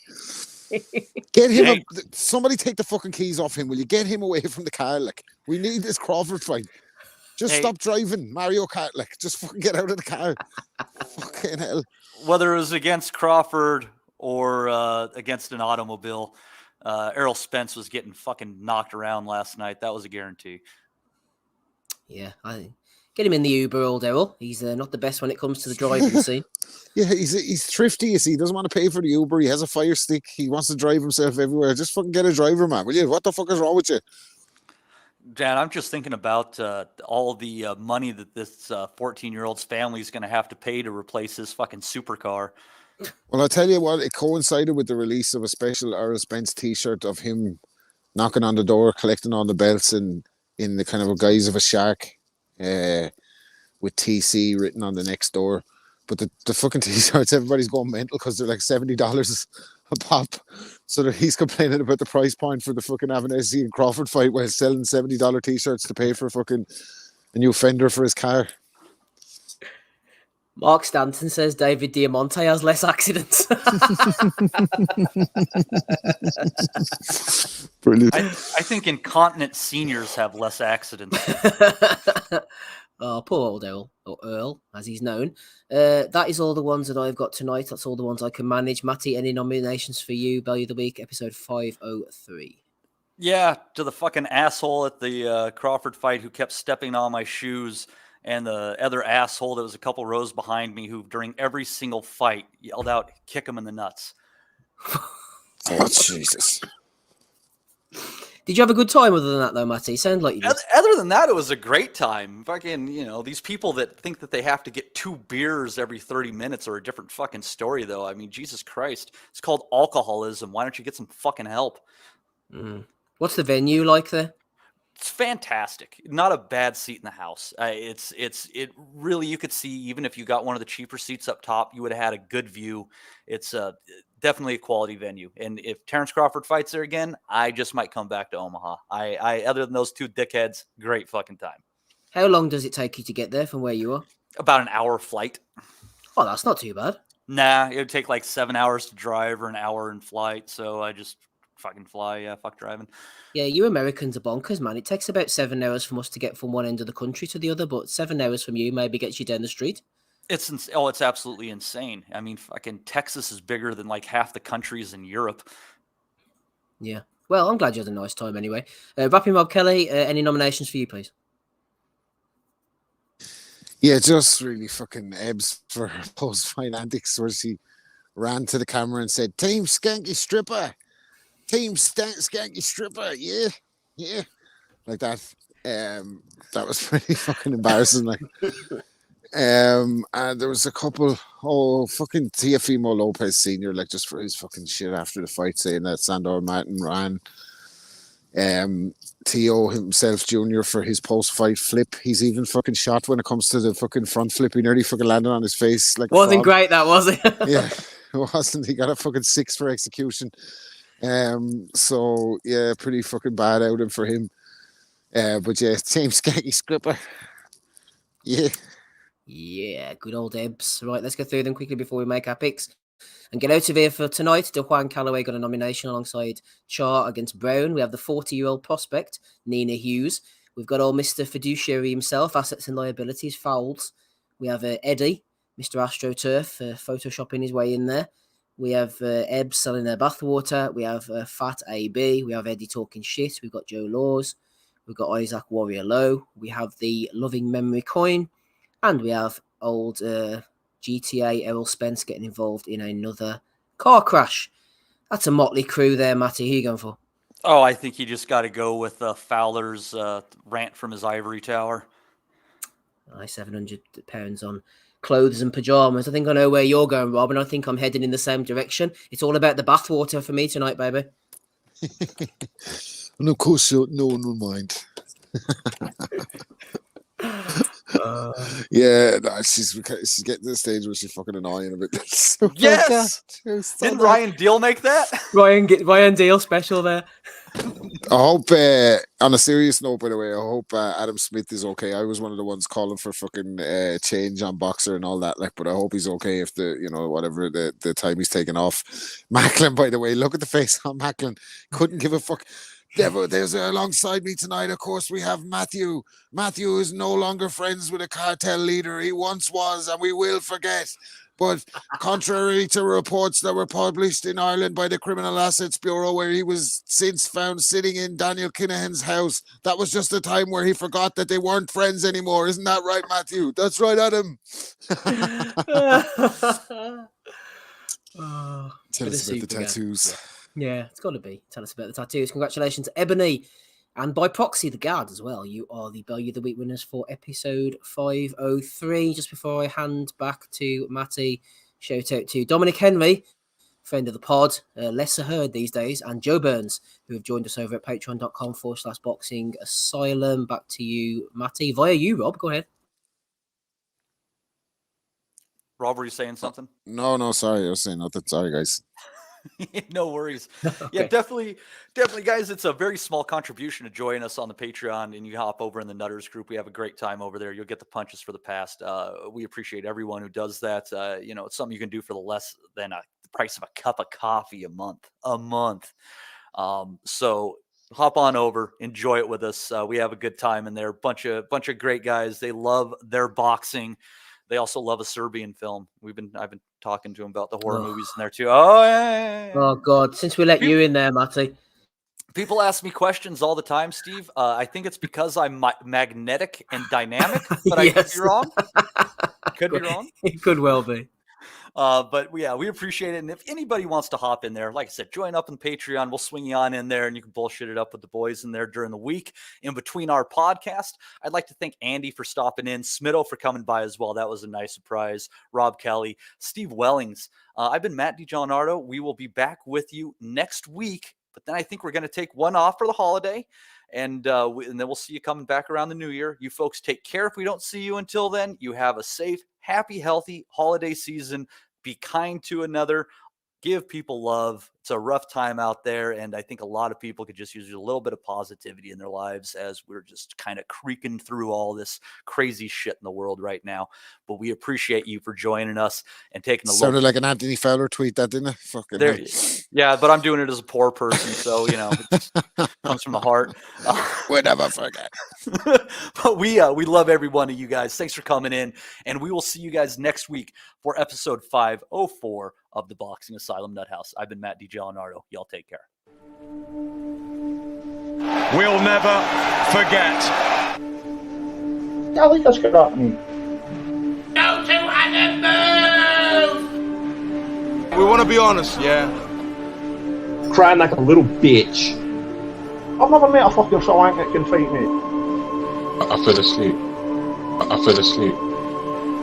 You're a fucking bum, you're a fucking asshole. Grumpo fucking Steltskin. But allegedly, Oscar Rivas has failed a test. 7 year ain't. I will fucking smash fuck you. I hope you fucking die. Be safe. I love Boxing Asylum. It's as simple as that.